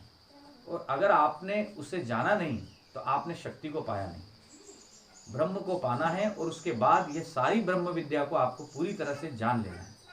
सारी ब्रह्म विद्या आप जान जाएंगे, यही सहज योग है। मतलब यही सहज योग है। हिमाद्री लास्ट में यही सहज योग है, बाकी नहीं जो आपको दिख रहा है। मानव को सर्वप्रथम ब्रह्म अर्थात सत्य को ज्ञान होना चाहिए। यहाँ कहती है सबसे पहले हमें यह जान लेना चाहिए कि सत्य अपनी जगह है, उसको हम अपनी बुद्धि से नहीं समझ सकते। जो जैसा है वैसा ही है। मनुष्य अपने अहंकार में सोचता है कि वह परमात्मा है, कि वह परमात्मा का नाम लेकर जैसा चाहे उससे बनाए या बिगाड़े। पर मनुष्य के अंदर अभी वो स्थिति नहीं आई है जिससे इस चारों ओर फैली हुई ब्रह्म शक्ति को जाना जा सके। इस शक्ति को महसूस करना सबसे बड़ा सत्य है। यह शक्ति संसार का सारा कार्य, सारा जीवित कार्य करती है और संसार को हर तरह से व्यवस्थित रूप से रखने में कार्यान्वित रहती है और इसका संतुलन, इसकी परवरिश करती है। इसी को चैतन्य कहा जाता है। ये शक्ति स्थित है, यह पहला सत्य है। दूसरा सत्य है, पहला सत्य श्रीमती क्या कहती है, एक तो ये शक्ति है। दूसरा सत्य है कि आप स्वयं ये शरीर, अहंकार, बुद्धि आदि ये कुछ नहीं है। आप सिर्फ शुद्ध आत्मा है जो कि शक्ति को जान सकता है और पूर्णतया अपने अंदर समा ले सकता है। इस शक्ति को प्राप्त करना ही मनुष्य के उत्थान का अंतिम चरण है और उसमें एकाकारिता मिल जाना, यही एक योग है। अब योग क्या मतलब, इस ब्रह्म शक्ति से इसको जानने के बाद इससे एक रूप हो जाना, ये योग हो गया है। हम नए लोगों को अलग ढंग से बताते हैं, लेकिन योगियों के लिए योग एक अलग ढंग से होता है। जैसे आप इस ब्रह्म शक्ति को जान लेते हो कि ब्रह्म ही सब कुछ करता है और इससे आपकी पूरी तदाकारिता बन जाती है। तदाकारिता मतलब ऐसा नहीं कि आप ध्यान बैठे और आप उससे जुड़ गए, ऐसा नहीं। तदाकारिता मतलब आपका मन, बुद्धि, अहंकार जो भी कुछ है वो सीधे उससे जुड़ा हुआ, वो तदाकारिता है। फिर आप खाना खा रहे हो, चल रहे हो, फिर रहे हो, लेकिन आपका मन सब उसी से ही एकाकार है। तीसरा सत्य है कि हमारे अंदर एक शक्ति है जो त्रिकोणाकार अस्थि में स्थित है। अब यहाँ देखिए, यहाँ क्या कहते हैं श्री माता जी, ब्रह्म ज्ञान के लिए जिज्ञासा एवं खोज आवश्यक है। जिज्ञासा और खोज जो अभी हम सब में है, जिज्ञासा भी है और खोज भी है, जिसकी बात हमेशा कहते हैं कि सीकिंग होनी चाहिए, सीकर होनी चाहिए। वो श्री माता ने कहा अगर ब्रह्म ज्ञान को प्राप्त करना है। देखो, कोई भी चीज जब अमीबा की तरह जीवंत बनती है तब आप एक कोशीय अनसेल्युलर कार्य कर सकते हैं। जिज्ञासा अभिव्यक्त होने लगती है क्योंकि जीवंत ही खोज कर सकता है, मृत नहीं।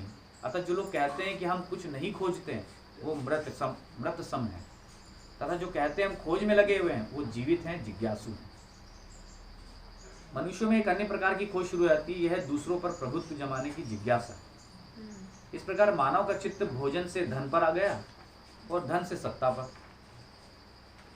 मौलिक रूप से पैसे के पीछे दौड़ना और फिर सत्ता के पीछे दौड़ना अत्यंत स्वाभाविक है, परंतु इससे परे एक अन्य खोज आरंभ होती है, और ये खोज यह जानने की है कि हम यहाँ पर क्यों आए हैं, हम यहाँ क्या कर रहे हैं, हमारे जीवन का लक्ष्य क्या है, परमात्मा ने हमारा सृजन क्यों किया है। अब ये चौथी जिज्ञासा ही आपके जीवन का चौथे आयाम का आरंभ है। यह आपके अंदर की स्थूल जिज्ञासा अर्थात भूख का पुष्टिकरण है। आध्यात्मिकता की भूख, परमात्मा की भूख, जीवन के उच्च वस्तुओं को प्राप्त करने की भूख, यह हमारे अंदर जागृत हो जाती है। जीवन के विभिन्न अनुभवों से उत्क्रांति पाकर मनुष्य को यदि सत्य बात का एहसास हो, इस बात का एहसास हो जाए कि जीवन के अनुभवों ने न तो उसे कोई संतोष प्रदान किया है, न ही इस प्रश्न का उत्तर दिया है कि हम यहाँ क्यों हैं, तो उसके जीवन में परिवर्तन घटित होने लगता है। देखिए वापस से समझते हैं, जीवन के भिन्न अनुभवों से उत्क्रांति पाकर मानव को यदि इस बात का एहसास हो जाए कि जीवन के अनुभवों ने न तो उनको संतोष दिया है, जो भी हमने जिया जिस तरह से जीवन, और न ही इस प्रश्न का उत्तर दिया है कि हम यहाँ क्यों हैं, तो उनके जीवन में परिवर्तन घटित होने लगता है। मतलब पहली खोज आपकी यहीं से शुरू होती है और वहाँ से भी परिवर्तन शुरू होता है कि हम यहाँ क्यों हैं, और वह साधक बन जाता है, इससे पूर्व नहीं। जैसे ये विचार हमारे अंदर आता है तो माँ कहती है और वह साधक बन जाता है। हमें परमात्मा को खोजना है, इसी के लिए आपका सृजन किया गया है। मानव बनकर भी हजारों वर्ष तक आपने साधना की है और आज आप अपने लक्ष्य के समीप पहुंच गए हैं। अब जानना शब्द जो है उस पर हम लोग गड़बड़ कर जाते हैं। जानने का मतलब बुद्धि से नहीं है। बुद्धि से तो बहुत लोग जानते हैं, सुबह से शाम तक पाठ चलते रहते हैं, मैं आत्मा हूँ, हम ब्रह्मास्मि, और फिर ब्रह्म में लड़ने भी लग जाते हैं। जानने का मतलब है अपनी नसों पर, अपनी केंद्रीय स्नायु तंत्र पर आपको जानना।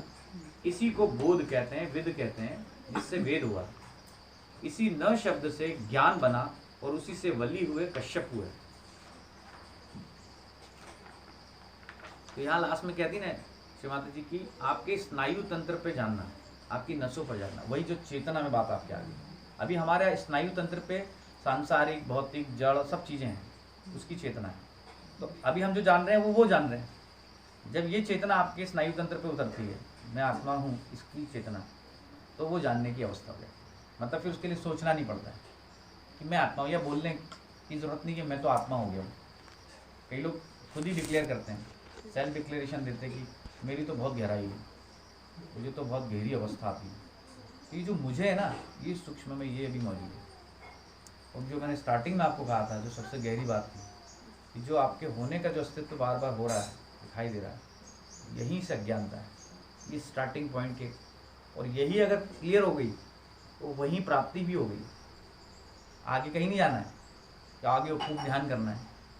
जैसे आप बैठे और आपको अपने होने का आभास होने लग गया कि मैं ध्यान कर रहा हूँ और मेरी तो बहुत अच्छी स्थिति है, और मैं तो बीमार हूँ, मैं दुखी हूँ, मेरे को तो ये समस्या है, ये जो मैं का जो पन है, ये जब तक हटेगा नहीं तो ज्ञान प्राप्त नहीं होगा। देखिए 2 मिनट शांत होकर के देखिए, आँख बंद करके साक्षी होकर अपनी ओर देखिए, तो क्या महसूस हो रहा है देखिए।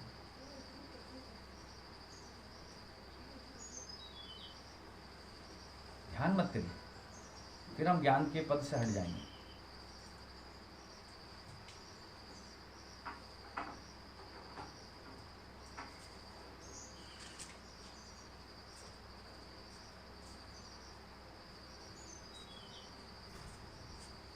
थोड़ी देर के लिए आंखें खोलिए। अभी जो आपने देखा ना, इसको ज्ञान कहते हैं। महसूस हुआ ना सबको? जब आपने अपनी ओर देखा तो आपको क्या लगा?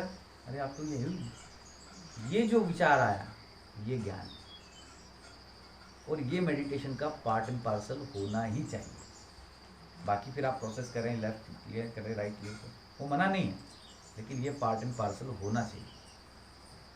ये जो थोड़ी देर हमने अपनी ओर देखा, हमने ध्यान नहीं किया, लेकिन हमने उसका आभास किया उस ज्ञान का, इसको ही ज्ञान कहते हैं।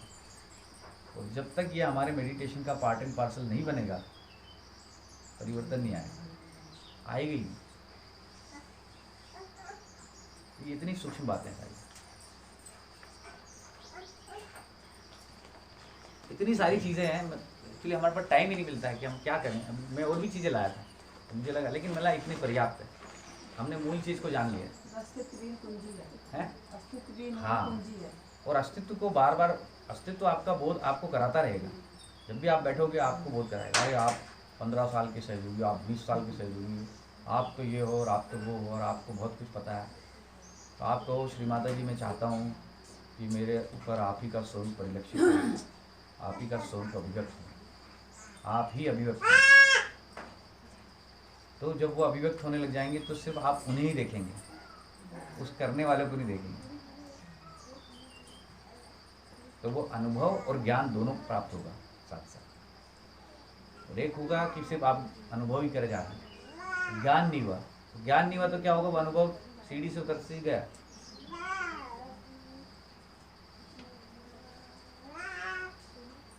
अभी बस थोड़ी देर आप आंख बंद कर देखेंगे और फिर आंखें खोल लेंगे, लेकिन जो आप देखेंगे ना वो ज्ञान पक्ष है।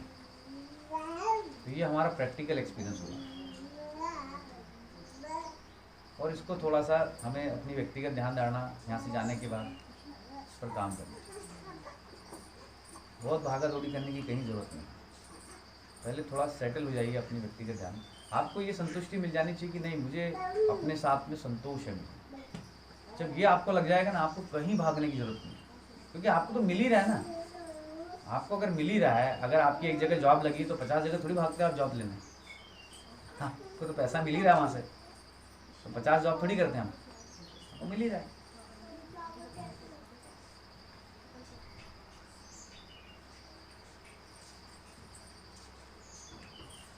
लेकिन जब वाइब्रेशन तेज आती तो आदमी क्या सोचता है, और मैं उसको खींच लूँ, तो फिर गया वो काम से, फिर वो राइट साइड में चला जाता। फिर वो राइट का जो संस्कार है उसमें वो प्रोसेस और ये पकड़ना और वो पकड़ना सब चल रहा है। आप कुछ मत करो, माँ बोलती ना, उघाड़ के बैठिए अपने आप को, खोल करके बैठिए। खुला आदमी जैसे वो ना तो उसमें करता अपने आप को मान रहा है, ना उसको वाइब्रेशन बढ़ाने की चाह है, ना वाइब्रेशन को ठंडा करने की चाह है, ना उस चक्र को ठीक करने की चाह है। वो सिर्फ परम चैतन्य को अपने अंदर होने देना चाहता है, आने देना चाहता है। उसके पहले वो सब कर लेगा, बैलेंसिंग कर लेगा, जो चक्र आ रहे हैं उसको ठीक भी कर लेगा, ठीक है। उसके बाद की बात बता रहा हूँ। ये जब हम साधना करेंगे, इसके ऊपर दृष्टि करेंगे, इसको अनुभव करेंगे और हम इसमें रहने की कोशिश करेंगे, तो बहुत बार हमें कुछ ना कुछ समस्या आती रहेगी। तो ऐसी कौन सी सतर्कता है, किस चीज़ से हमें सतर्क रहना चाहिए जो हमें उलझा सकती है? यही अवस्था आपको सतर्क कर देगी। उसके लिए अलग से कुछ पॉइंट ही नहीं है। मैं आपको बता रहा हूँ ना, इस एक चीज़ सधे तो सब सधे, माँ बोलती ना, एक सधे तो सब सधे। तो जब ये चीज़ सध जाती है तो फिर सब सध जाता है। सहयोग में क्या होता है ना, जैसे मैं जब कई सेशन में जाता हूँ तो हर आदमी अपना एक अलग प्रश्न पूछता है। मैं उनको यही कहता हूँ कि आप क्यों सोचते हो कि हर एक चीज़ का अलग समाधान है? सबका एक ही सॉल्यूशन है। आप सोचो कि साहब मुझे वो पेट दर्द की दवाई के लिए कौन सी है, और सर दर्द की कौन सी, हार्ट के लिए क्या है, उसके लिए क्या है। ये शरीर जड़ से बना है, इसके लिए विभिन्न दवाइयाँ हैं। लेकिन आत्मा का प्रकाश सब जगह फैला हुआ है, इसलिए जैसे आप आत्मा को पाते हो वैसे सब जगह वो चीज़ पहुँच जाती है। तो किसी भी प्रश्न का अलग कोई जवाब नहीं है। और अगर कोई व्यक्ति देता है तो वो इसलिए देता है क्योंकि साहब उसने मुझसे पूछा तो कुछ तो बोला जाए, तो कुछ तो बताया जाए। तो जैसे नहीं भी आएगा तो आदमी जोर जबरदस्ती तुम बता ही देगा, तुम तो एक काम करो, तुम तो ये कर ही लो। एब्सोल्यूट तो आप बता ही नहीं रहे उसको। अब जैसे आपने जब अस्तित्व वाली खत्म की वाली बात की, तो फिर समस्याएं आपके लिए क्या महत्व रखेगी? तो उसमें तो सारी चीज आ गई, पूरे सहयोग का ये सार है। तो आप जैसे बैठे हो ना, आपको बस इसी पर थोड़ा थोड़ा काम करते रहो। एकदम से नहीं होगा, क्योंकि इतने साल अस्तित्व बनाने में लगे हैं, आदमी इतनी थोड़ी आसानी छोड़ता है। इतने वर्षों से हम लोग अपने आप को जो मानते आ रहे हैं, एकदम से तो नहीं छूटते हैं। लेकिन उसको जैसे आप, मैं तो यही कहता श्री माता जी, मुझे तो मेरे को ये दिख रहा है, और ये दिखेगा तो फिर मैं आप मुझे नहीं दिख पाओगे, पहले आप इसको निकालो। ऐसे होना चाहिए। मतलब ध्यान की भी एक पीड़ा होनी चाहिए, प्राप्त करने की भी एक पीड़ा होनी चाहिए। बहुत बातचीत करना है खुद के साथ। हाँ।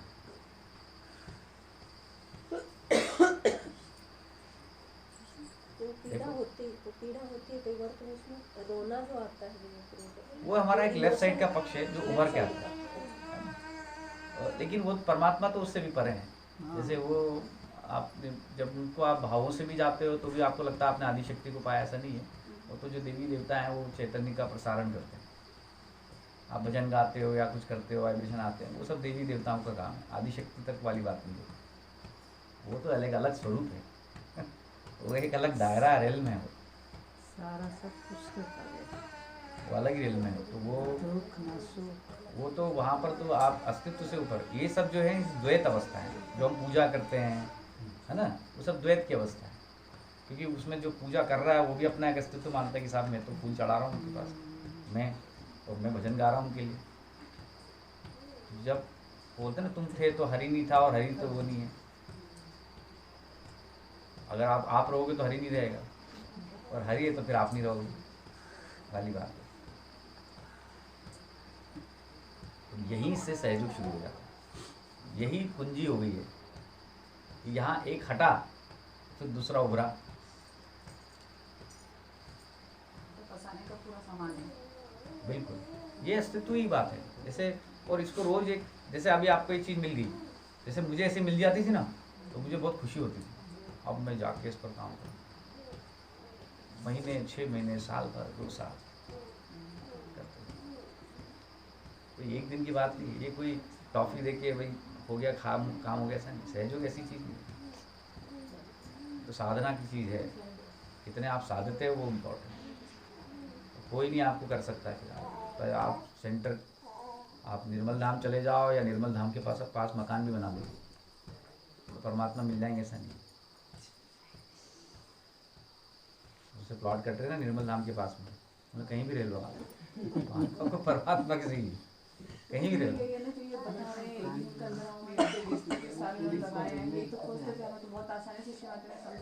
बहुत आसानी से इतना देखो चलना पड़ा उनको, और कुछ लोगों को इसलिए चलना पड़ा क्योंकि कुछ लोगों ने जो पाया था उसको उन्होंने फैलाया, तो उनको पूरे भारत का भ्रमण करना पड़ा। आज हमारे पास में तो सब टेक्नोलॉजी है, हम ऑनलाइन सेशन में सब एक साथ प्राप्त कर रहे हैं। ऐसा कहीं होता है क्या? ऑनलाइन सेशन में सब अपने अपने घर में श्री माता जी के फोटो के सामने बैठे, कराने वाला भी आपको नहीं दिख रहा है। आप श्री माता जी के सामने बैठे, सिर्फ आपको एक वॉइस आ रही है और उसी से आप में डेवलपमेंट आ गया। ये कितनी बड़ी बात है। ईथर एलिमेंट कितना एक्टिवेट है।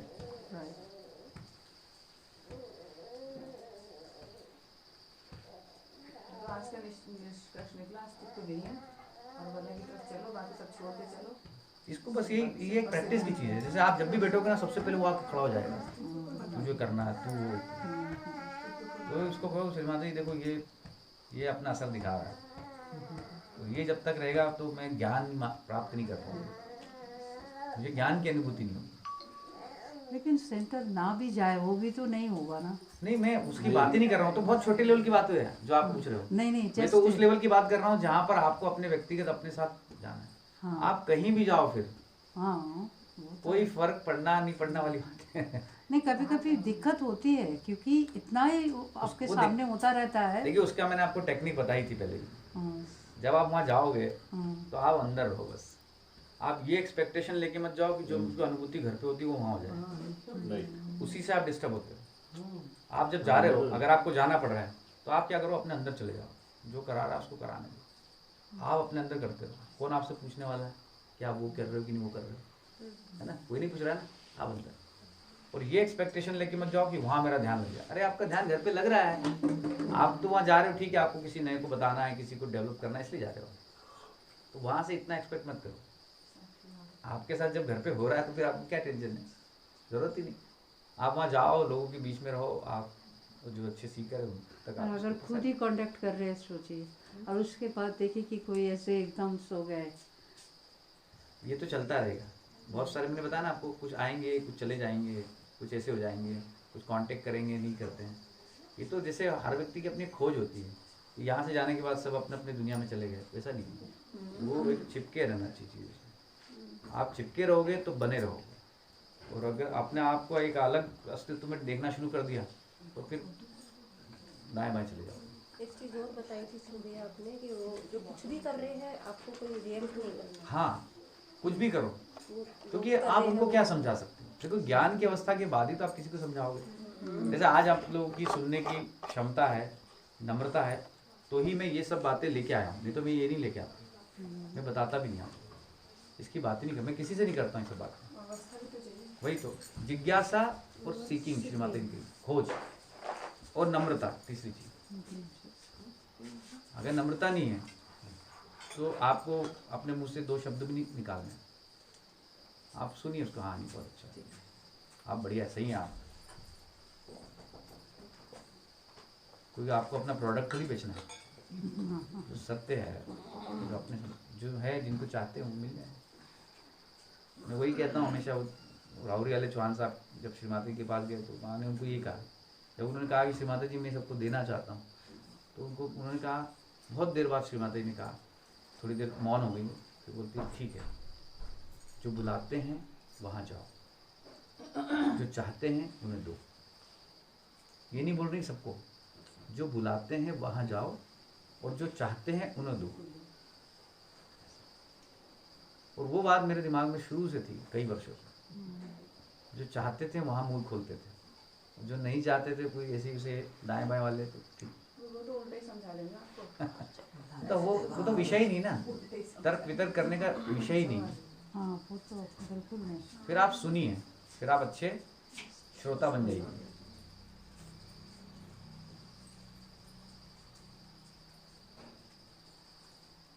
देखिए वाइब्रेशन, साइलेंस है बिल्कुल, आपके आसपास ही साइलेंस, जो आपने वो गुफा में किया था ना, वो आपको महसूस होगा,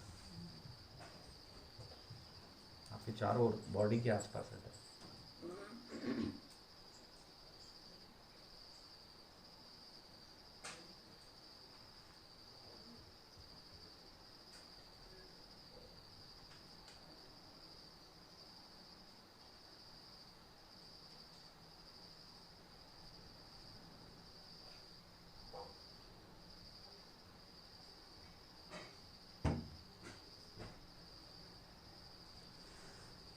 तो ये जो हो रहा है ना, ये देवी का स्वरूप है।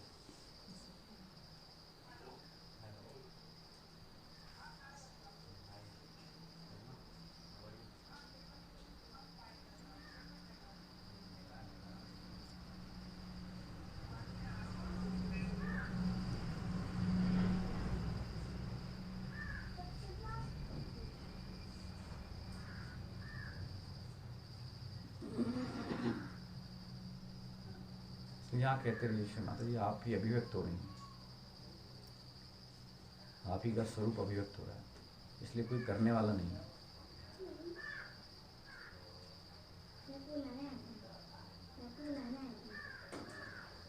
और मैं आप ही के इस अभिव्यक्त स्वरूप का अनुभव करना चाहता हूँ, दर्शन करना चाहता हूँ।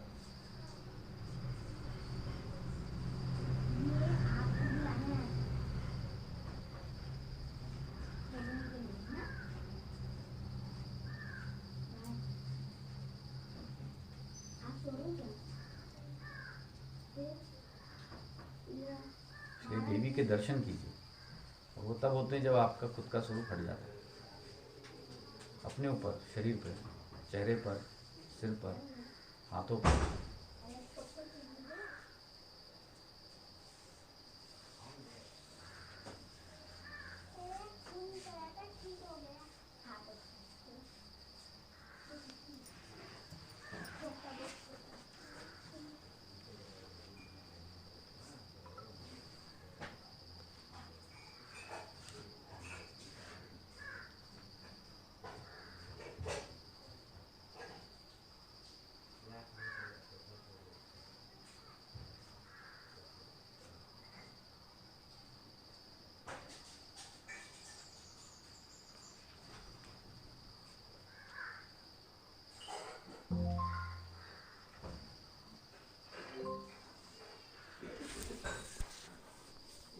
आंखें बंद कर लीजिए, देवी के स्वरूप को महसूस कीजिए अपने हाथों पर, सिर पर, शरीर पर।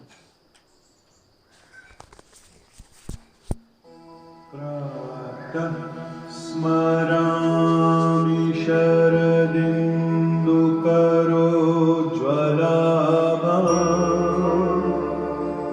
सद्रत्नवन्मकरकुण्डलहारौ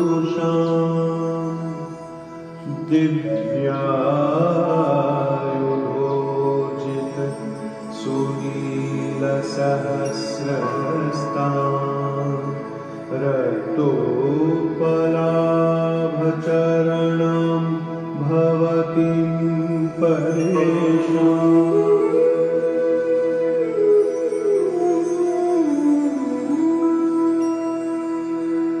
प्रातर्नमामि महिषासुर चण्डमुण्ड शुम्भासुर प्रमुख दैत्य विनाशदक्षाम् ब्रह्मेन्द्ररुद्रमुनिमोहनशीललीलाम् चण्डीं समस्तसुरमूर्तिमनेकरूपाम्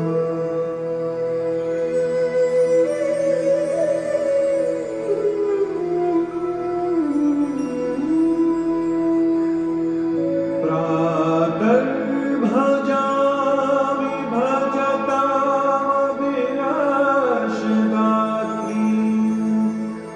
धात्रीं समस्तजगतां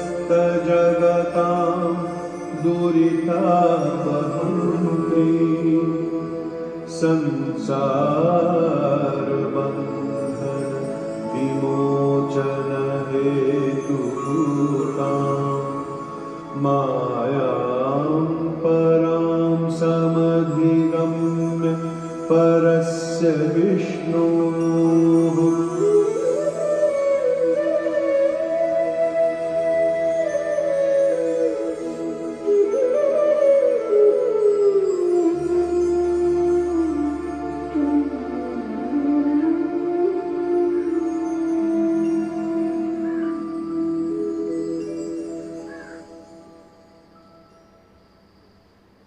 आँख खोल लीजिए।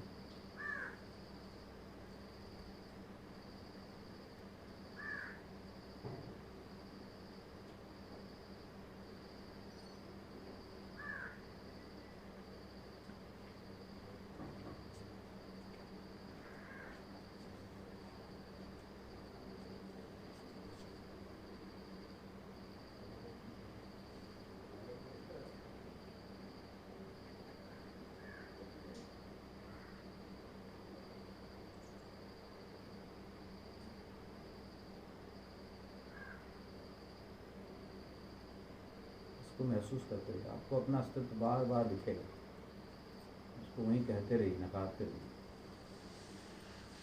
सत्य नहीं है।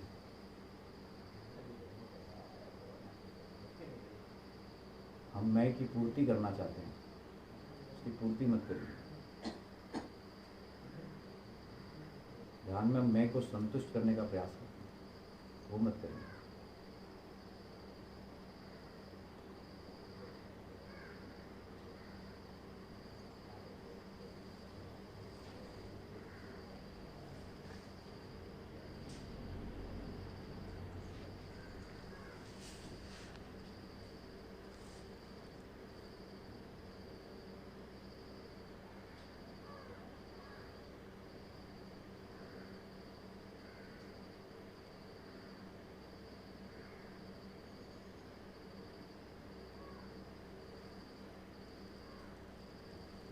आँखें खोल लीजिए, रिलैक्स हो जाइए बिल्कुल।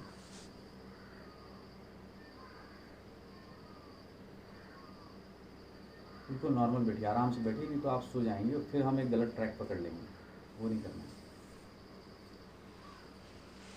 अनुभूति को हम प्रैक्टिकली महसूस नहीं कर पाएंगे।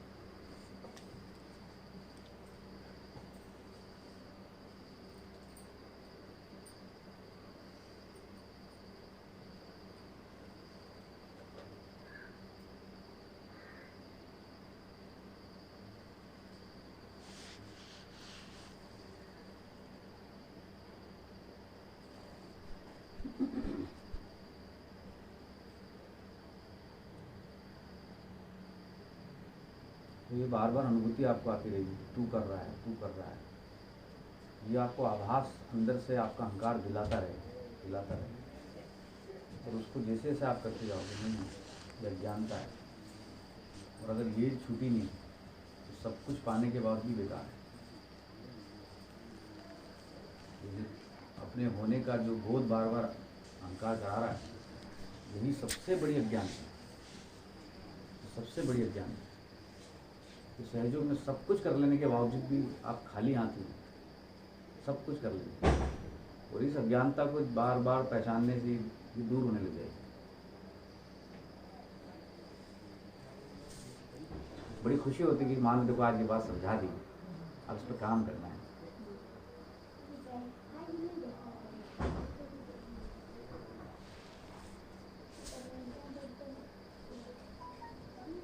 लग रहा है सबको? क्या लग रहा है देखो?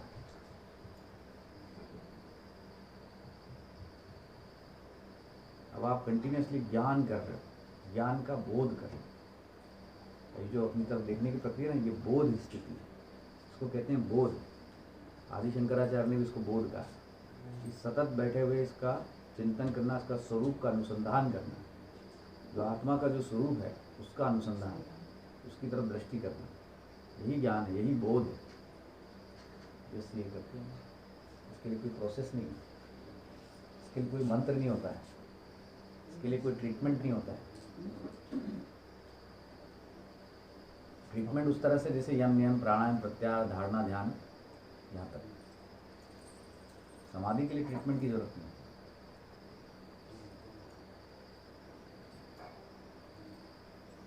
लेकिन ये जो माहौल अभी बन गए ना, ये तो आपको जाने ही नहीं देते हैं कहीं पे भी, मतलब बिल्कुल अभी नहीं सब होगा। स्थित है। एक्चुअली इस अवस्था में आप अकेले हो, इसलिए माँ कहती है कि आध्यात्म के मार्ग पे आप अकेले हो, इसमें आपका कोई संगी साथी नहीं है। हाँ वो तो है सच में, लेकिन जब हम जो अभी हो रहा है और जैसे हम रहते हैं, हालांकि ये जैसे एफर्टलेस के एकदम थ्रू हाथ लेटर की मीनिंग अगर होता है तो यही होता है, लेकिन घर में जब खुद आप अकेले ही नहीं करते हो, यही तो बताया मैंने आपको। हाँ यही तो मैंने बताया युक्ति घर के लिए, घर के लिए तो बताया, सेंटर के लिए थोड़ी है, ये घर के लिए तो है अभ्यास करने वाली चीज। और यहीं से धीरे धीरे आप ऊपर उठते हैं। जब आपका ध्यान नहीं लगेगा तो आप अपने आप से बोलिए, आप चाहते क्या हो? हाँ वो आप किस तरह का ध्यान चाहते हो, और जिस तरह का आप ध्यान चाहते हो और उसके लिए जो आप तरीका अप्लाई कर रहे हो, क्या ये उचित है? ऐसा बोलिए, तब आपको समझ में आएगा कि हाँ इसका समाधान किस तरह से। अब अप्रोच गलत है और पाना कुछ बड़ा है। जैसे कोई व्यक्ति है जो IAS बनना चाहता है और पढ़ाई आप 10वीं क्लास के लिए बच्चे की तरह कर रहे हो, तो कौन कहाँ से वो IAS बनेगा? अपने अस्तित्व का नाम होना उसका यही ज्ञान है, यही ज्ञान है। अब देखिए कितनी इनिशियल स्थिति है, लेकिन कितना करना पड़ता है हमें पूरा शुरू से लास्ट तक। पहले हम क्या करते हैं, बिल्डिंग खड़ी करते हैं अस्तित्व की, फिर हम बोलते हैं परमात्मा मुझे आपका दर्शन दो। अब वो जो बिल्डिंग है उसको तोड़नी पड़ेगी पहले तो। 8-9 साल लोग देखो तो पागल हो गए। ये पहला ही स्टेज है और यही प्राप्ति हो गई है। आपको आगे इसके अलावा कोई जाना ही नहीं देखा जाता, यही हो गया काम आपका। तो मैं को बना दिया सबसे पहले, और फिर मैं को तोड़ने के लिए सारी प्रयास करो आप, लेकिन वो भी नहीं पता हमें कैसे तोड़ना है और उल्टा और बनते जाता है। इसलिए हम जो कर्मकांड करते हैं ना, उससे मैं तैयार होता है। ये बड़ी एक विचित्र बात है, लेकिन ये समझना पड़ेगी हमें कि कर्मकांड मैं को डेवलप करता है, मैं की इमारत खड़ी करता है। जैसे एफर्टलेस मेडिटेशन, ये भी पूरी तरह एब्सोल्यूट बात नहीं है। एफर्टलेस मेडिटेशन आपने फिर उसको एक मेडिटेशन में जोड़ लिया, एफर्टलेस ध्यान, ये भी एक तरह का वो मेडिटेशन सा हो गया। ज्ञान अवस्था नहीं जो भी हम कर रहे हैं, तो जो ज्ञान अवस्था ही अपने आप में एफर्टलेसनेस है। हाँ वही तो, मतलब स्थिति आ गई, लेकिन हाउ वो तो नहीं पता चल रहा। वही तरीका है, मैं बोल रहा हूँ ये वही है। अभी देखो आपके आसपास का माहौल, खुद के शरीर के आसपास का, आपके बॉडी के चारों तरफ का सराउंडिंग एकांत है, वही हम जो वहाँ महसूस कर रहे थे गुफा के अंदर। तो आप क्या, तो आपकी यही गुफा बन गई। गुफा में ऐसे ही लग रहा था, बिल्कुल कोई नहीं है। तो इसका मतलब गुफा कहीं भी हो सकती है, हाँ, उसके लिए बार बार यहाँ आने की जरूरत नहीं है। वो वातावरण भी उसी के जैसा महसूस हो रहा है। जैसे मैं जहाँ रहता हूँ रतलाम में, तो वहाँ पर क्या है, ऐसे ही हॉल, इतना ही बड़ा हॉल लगभग, तो वो मेडिटेशन करते थे। तहजीब घुसे ऐसे ही, जैसे घुसे क्या बोलते हैं, बोले यार अभी गए तो गुफा है।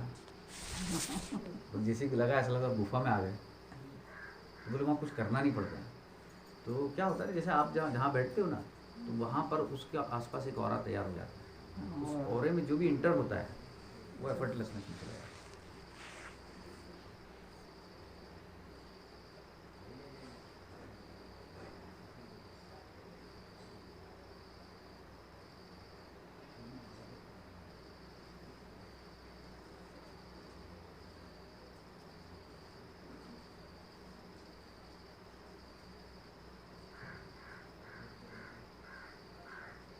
ये सब इतना सब अरेंजमेंट क्यों किया गया?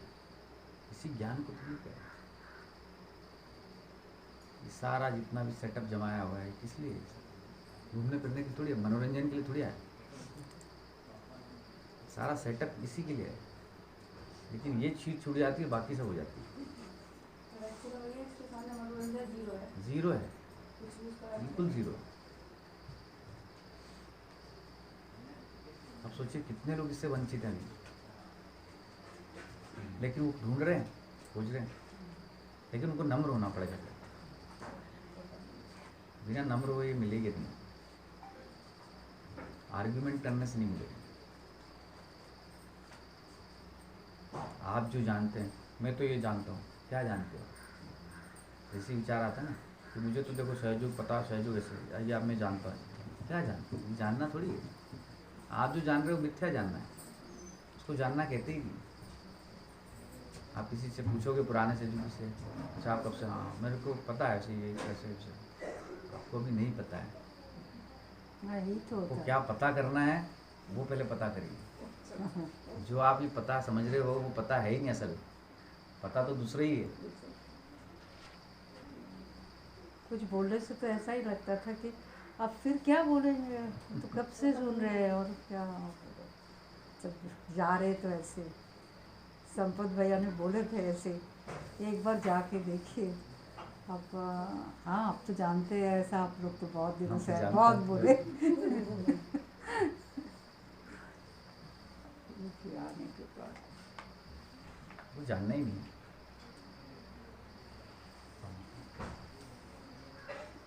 कितना पुराना सब थे।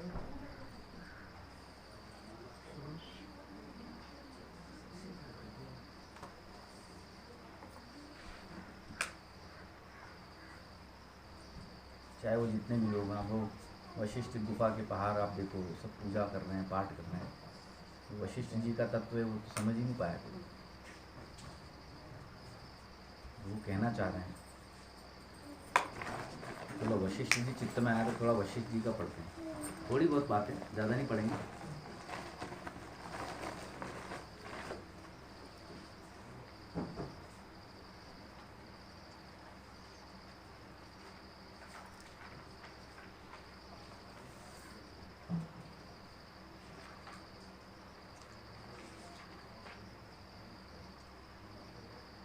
जिनकी बुद्धि चेतन नहीं हुई है और जिनका चित्त चंचल है, केवल उन्हीं लोगों के लिए बाहरी और बनावटी देव पूजा की विधि है।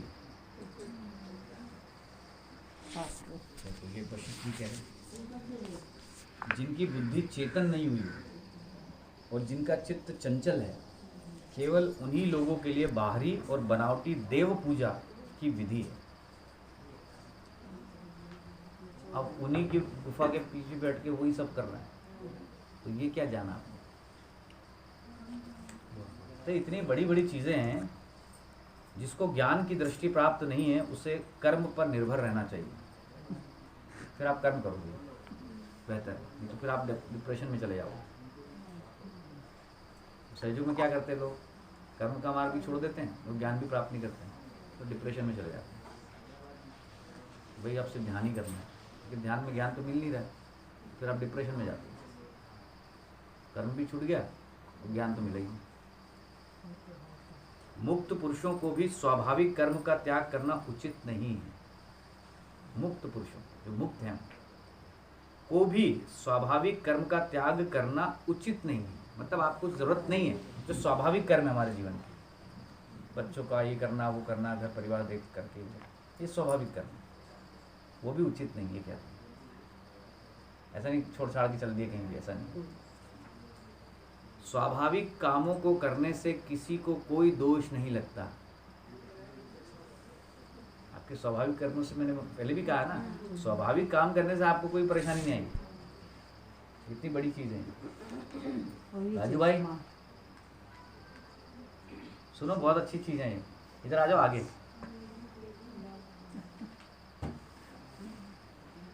सब इच्छाओं से अलग होकर जो चित्त का क्षीण हो जाता है, हो जाना है, उसे आत्मदर्शी तत्वज्ञानी मोक्ष कहते हैं। चित्त का भी क्षीण हो जाना, इसलिए बोलते हैं ना, मनोबुद्ध अहंकार चित्ता निनाम। चित्त के क्षीण होने से, सब इच्छाओं से अलग होकर जो चित्त का क्षीण हो जाना है, उसे आत्मदर्शी तत्वज्ञानी मोक्ष कहते हैं।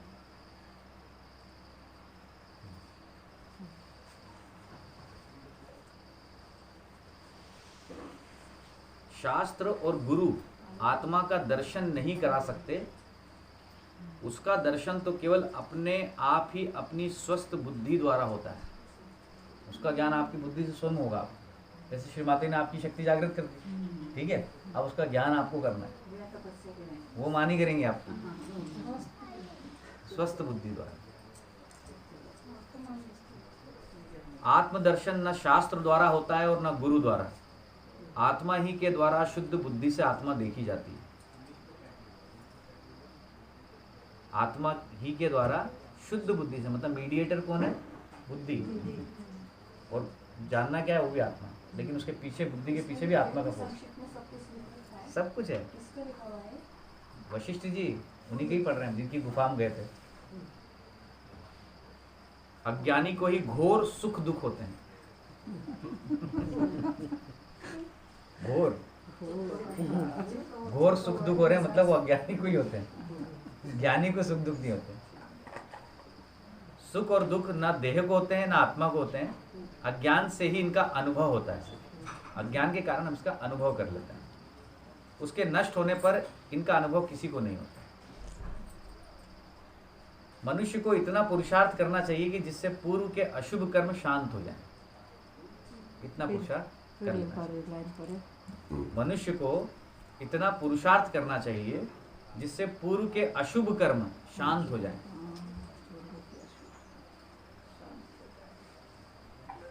फिर दूसरा लिखा, संसार में कुछ भी स्थिर नहीं है, कुछ भी, सभी अनित्य है, कुछ भी स्थिर नहीं है, बस वही एक तत्व, बाकी सब अस्थिर तत्व है। ये आज है, कल हो, कल परसों हो, बड़ा हो जाए, सब निश्चित नहीं है।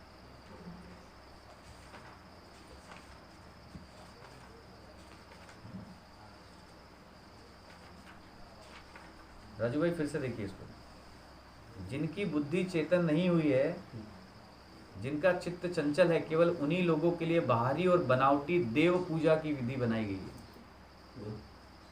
ये जितने भीड़ दिख रही थी ना रास्ते में, सोमवती अमावस्या, ये उनके लिए बनाई गई है।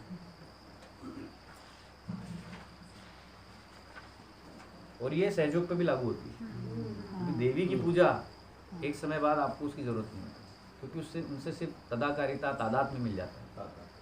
फिर कुछ करने की आवश्यकता नहीं होती। करना सिर्फ उनके प्रति एक ग्रेटिट्यूड दर्शाना होता है, लेकिन उस ग्रेटिट्यूड को दर्शाने में फिर से मैं आ जाता है, इसीलिए वो ग्रेटिट्यूड नहीं दर्शाया जाता।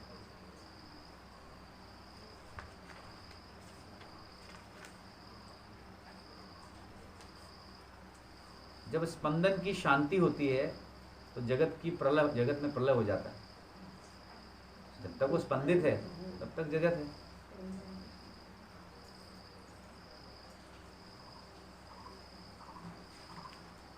बहुत सारी चीजें हैं, बहुत सारी चीजें, लेकिन इतना सिर पे बोझ अपने नहीं देना।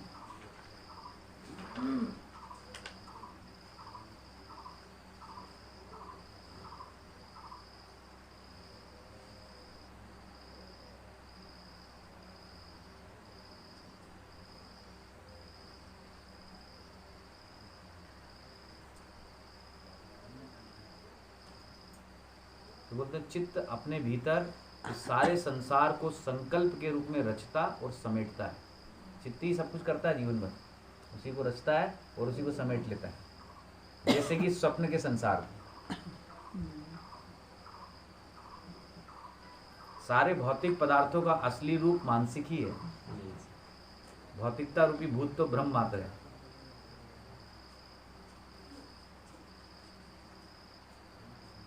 जिस प्रकार एक जीवन में अनेक स्वप्नों का अनुभव होता है, उसी प्रकार जब तक जीव को निर्वाण नहीं प्राप्त होता, मतलब मुक्ति प्राप्त नहीं होती, तब तक अनेक जागृत अवस्थाओं का अनुभव होता रहता है।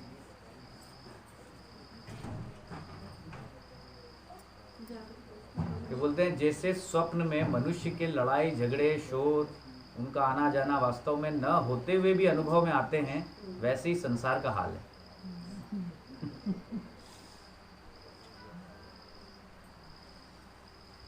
जागृत अवस्था में किससे पढ़ेंगे?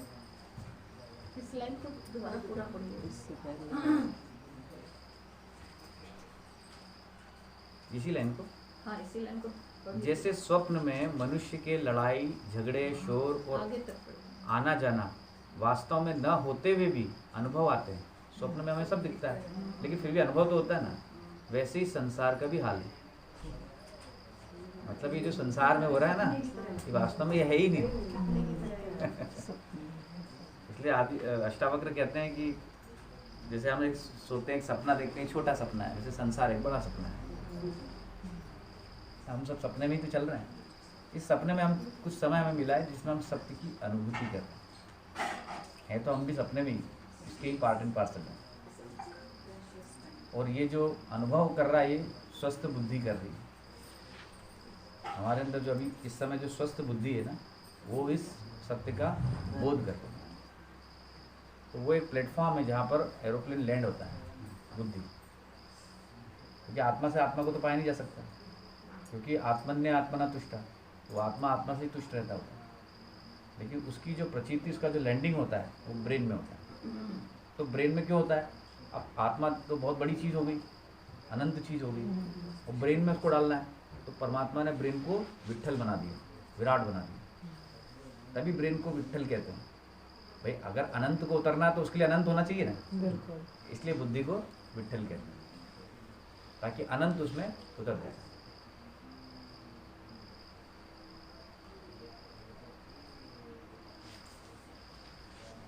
और ये एक बैठक से नहीं होगा। जैसे आज हम बैठे, फिर अगली बार बैठेंगे, बढ़ते बढ़ते बढ़ते बढ़ते धीरे धीरे धीरे धीरे चेतना में आ जाए। इसलिए कभी ये मत सोचिए अरे तो हम सुन लिया भैया से हमने, ऐसा नहीं। सुनना उनना नहीं होता, तो उतरा कहाँ है। कभी कभी हमारा दिमाग कहता है हाँ हम तो जानते हैं, हमने सुन लिया ये बात।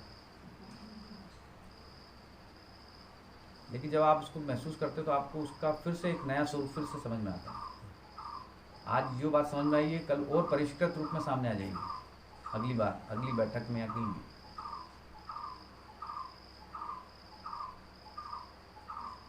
देखिए वाइब्रेशन।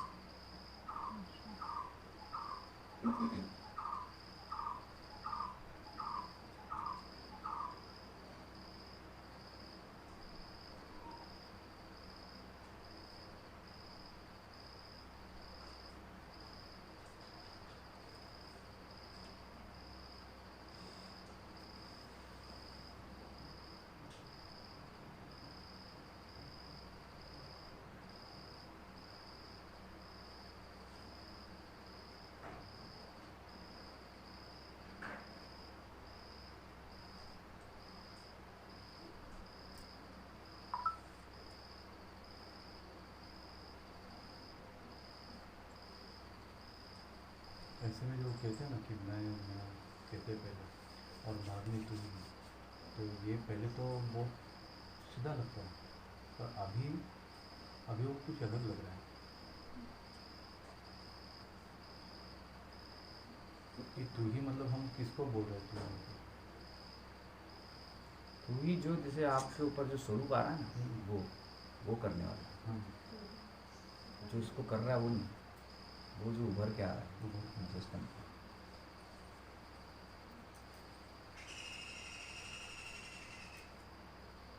इसलिए यही श्री माता से प्रेयर करते रहिए कि माँ आपका स्वरूप मेरे ऊपर अभिव्यक्त होता है, मैनिफेस्ट होता है।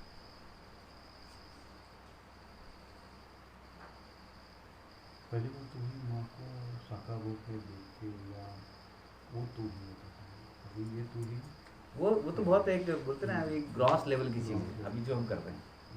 बहुत सटल लेवल पे जाते हैं तो फिर ये सब भेद खत्म हो जाते हैं, तो द्वैत अवस्था खत्म होती है। सहयोग द्वैत से अद्वैत की यात्रा है, और द्वैत में ही सब कुछ चल रहा है अभी सहयोग में। इसीलिए मतभेद हैं, मनभेद हैं, क्योंकि सब वो द्वैत है, तो द्वैत में ही सब चीज़ चलती है।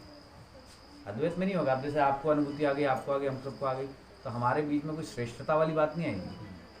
अगर आपने सत्य का दर्शन कर लिया, फिर नहीं साहब ये तो मेरा उससे ज़्यादा अनुभूति है, मेरी ज़्यादा गहराई है, या वहाँ पर ये बात नहीं आती।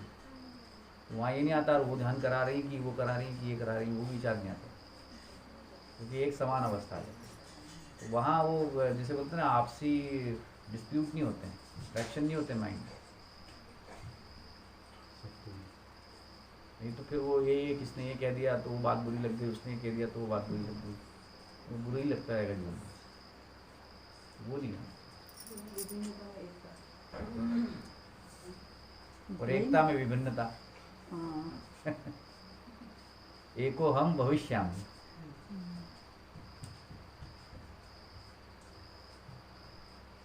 ब्रेन काम नहीं करता इसलिए कोई बोझ नहीं होता है, तो इसलिए सब ये तो पहला लेसन है हमारा कि ये जो सहयोग ये ब्रेन से नहीं मिल सकता, और ये हमें नए लोगों को समझाना पड़ेगा कि ये जो सहयोग है आपको, मैं जब भी आप उनके सामने सहयोग रखें तो उनके सामने सबसे पहली बात बताइए कि देखिए सहयोग सिर्फ एक ही बात से कठिन है कि जो आप सोच रहे हैं कि आप इसको बुद्धि से समझ लेंगे, इसलिए कठिन। इसलिए श्री माता जी ने क्या अरेंजमेंट किया है कि आपकी पहले शक्ति जागृत करती है ताकि आप उस ब्रेन से ऊपर उठ जाएं और फिर परमात्मा की अनुभूति कर लें। लेकिन अगर आप सोचेंगे कि ये कोई एक संस्था है और एक प्रक्रिया है और आपको समझ में आ जाएगा, तो ऐसा नहीं।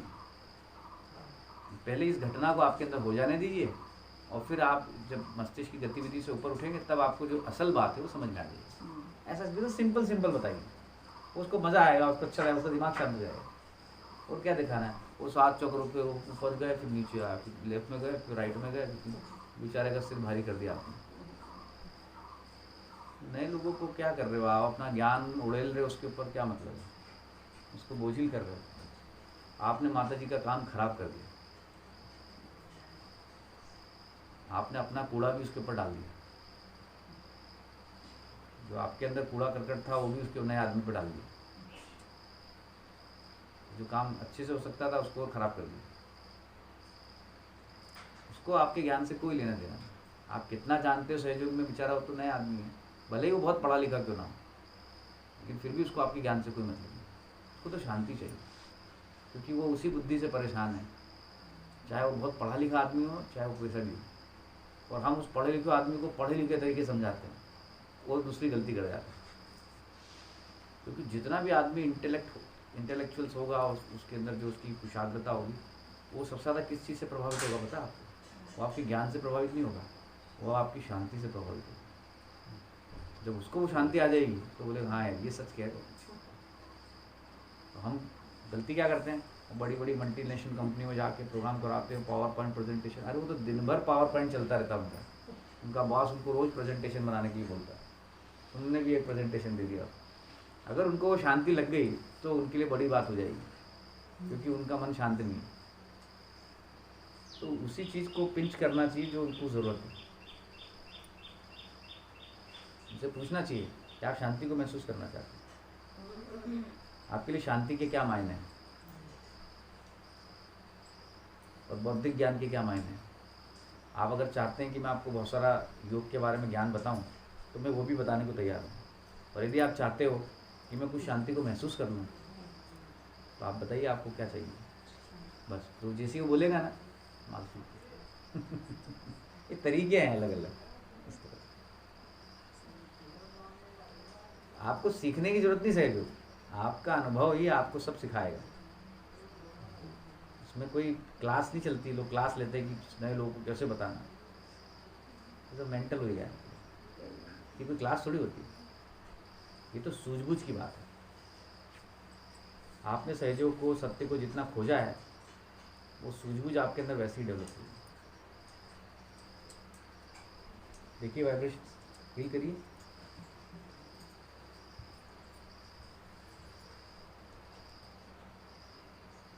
जैसे वो मैं की परत निकलती है ना, तो तू ही की परत चढ़ रही है उसको।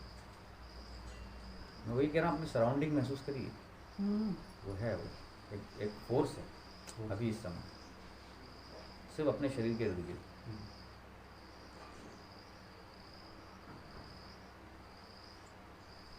और ये जैसे आप किसी दायरे में जाओगे, वो सामने वाला उसको पकड़ लेगा, कुछ है, कुछ लेके आए हो आप, बोलेंगे। और हर आदमी आपको मैं बढ़ाने में लगेगा और वही ख़त्म करना है। संसार आपके मैं को बढ़ाने में लगा है। आप कुछ करोगे, उपलब्धि मिलेगी, तो आपका मैं को बढ़ाने के लिए हर आदमी आएगा, अरे आप ही हो, और आपने तो किया, और आप ही तो हो सब। वो आपका मैं बढ़ाने में लगा है और आपको उसको दरकिनार करना है। मैं जैसे होता है ना, कैसे करना वो आनंद आता है। उतना फोर्स से ऊपर आ रहा वो कर रहे हैं ना, प्रकट हो रहा है। कैसे करना है? सब वही तो है। नहीं, वो जो बढ़ाने में लगते हैं तो कैसे करना है? जो क्या? बढ़ा रहे हैं, संसार बढ़ा रहा है हमें, तो कैसे दरकिनार यही तो चीज़ अपने करिए, ये ध्यान से ही परिलक्षित होगी। ये देखो अभी हो रहा ना कि देखो कितने बढ़िया वाइब्रेशन में आपको बोल रहा हूँ, महसूस करिए उसको, आप अंदर छोड़ दीजिए, सब छोड़ दीजिए। छोड़ दीजिए। मतलब ये छोड़ दीजिए। ऐसा तत्व है ना, देखो ये कर रहे हैं, तो मैं वही कह रहा हूँ कि आप उसको महसूस करते रहिए। और इसी में सब कुछ समाया हुआ है। उनसे मुठभेड़ लेने के की टेक्निक में ढूंढिए कि उनसे मुठभेड़ कैसे ली जाए। आप अपने तत्व में आ जाइए, अपने आप ही वो मुठभेड़ ले लेगा तत्व। उसके लिए अलग से कोई आपको तकनीक नहीं सीखनी है, यार इससे कैसे मैं डील करूँ, उससे कैसे डील करूँ। अभी जो होता है ना, जैसे यही आपका जो स्वरूप है, वो बदल देगा उनके दिमाग, शांत कर देगा। इन्होंने बात को बता दी, हम अगर वो बात को सुनते ना ठीक से, उसको पकड़ लेंगे, उसको पाइए। देखिए क्योंकि मुझे भी थोड़ा सा भावुकता लगी, क्योंकि वो श्री माता जी का स्वरूप आ रहा है आपके ऊपर। मैं वो बता नहीं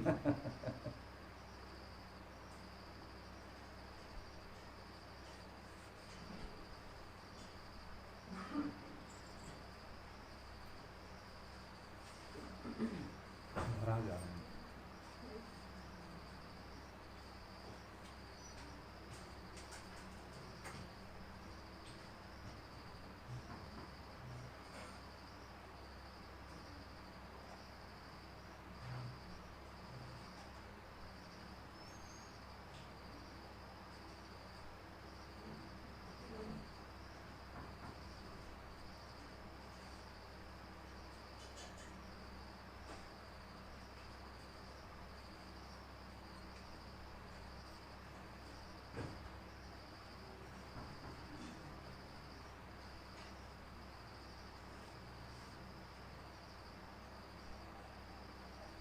तो अगर कोई चीज़ नहीं हो रही ना, तो समझ लो कि वो जो मैं है ना, वो आपको वहाँ से हटा रहा है बस। और जैसे आप उसको नकार दोगे, तो उन्हीं का स्वरूप आपके ऊपर आने लगेगा। हो रहा है?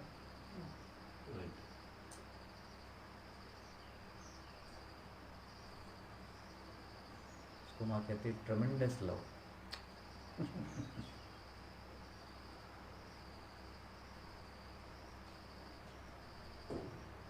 ये तो झलक है, छोटी सी झलक है।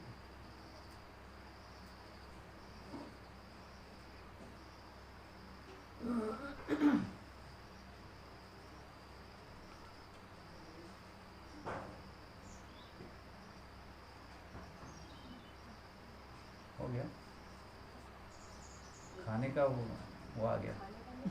फिर? अच्छा नाश्ता, अभी नाश्ता भी है?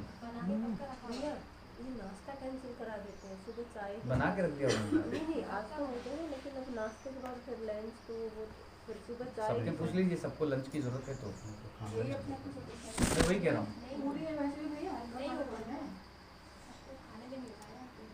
सुबह चाय के साथ ही कुछ दे दे, नाश्ता लगा के सीधा लंच। देखो ये आप अभी इस समय विवेक से काम लो कि आपको क्या करना है।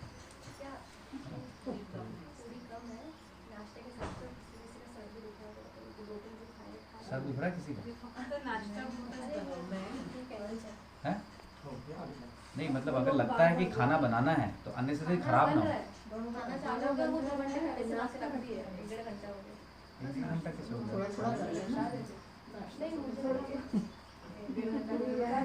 ना नाश्ता तो लगा दी बहुत पहले, जब मैं आई थी उस समय लगाई।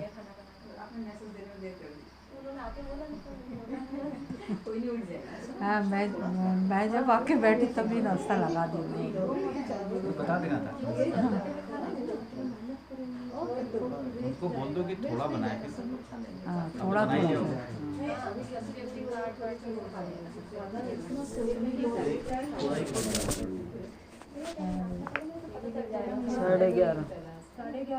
साढ़े 11 हो गए, लंच ही है सीधा। चलने दो, चलो जो होगा वो। चलने दो, गाड़ी चलने दो जैसे चलनी।